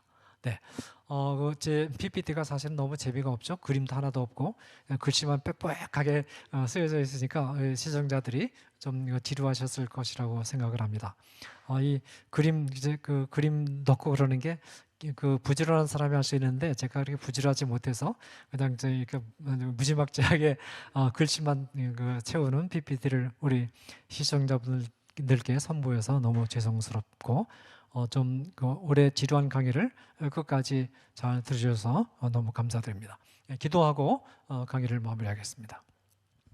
사랑하는 하나님 아버지, 오늘은 특별히 현대 초중고등학교 교육과정 교과서뿐만 아니라 현대의 교육 전반에 큰 심대한 영향을 끼치고 있는 공동체주의 윤리학의 문제점이 무엇인가를 저희가 살펴보았습니다. 오늘날 이 학교 교육이 본질적인 의미의 도덕 교육의 선에서 벗어나서 정치 교육화하고 있는 데 대해서 큰 우려를 표명하며 이런 교육이 가족과 고유한 학교를 내적으로 붕괴시킬 수 있는 위험이 있음을 우리가 이 시간 생각하게 됩니다. 지금 다행하게도 이런 교육과정 전체에 대해서, 교과서 전체에 대해서 우리 기독교인들을 중심으로 해서 심각한 반성과 또 비판 작업이 일어나고 있는데 하나님께서 이 모든 작업에 은혜로 함께 하셔서 우리의 소중한 자녀들이 좀 더 바른 도덕관, 그 도덕관에 털을 둔 바른 건강하고 올바른 그런 교과서에 의해서 교육받을 수 있는 그날이 반드시 올 수 있도록 하나님께서 은혜로 함께하여 주시기를 또한 간절히 바라옵고 원합니다. 또한 이 사회가 전체주의적이고 국가주의적인 태도로 하나님의 형상으로 창조된 인간의 독립적인 영적인 초월적인 정체성을 위협하려고 할 때 우리는 말씀과 또 성령의 인도하심에 따라서 예리하게 비평하며 때로는 저항할 수 있는 그런 우리 시청자들이 될 수 있도록 주께서 도와주시기를 원합니다. 이 모든 말씀 예수 그리스도 이름으로 기도하옵나이다. 아멘.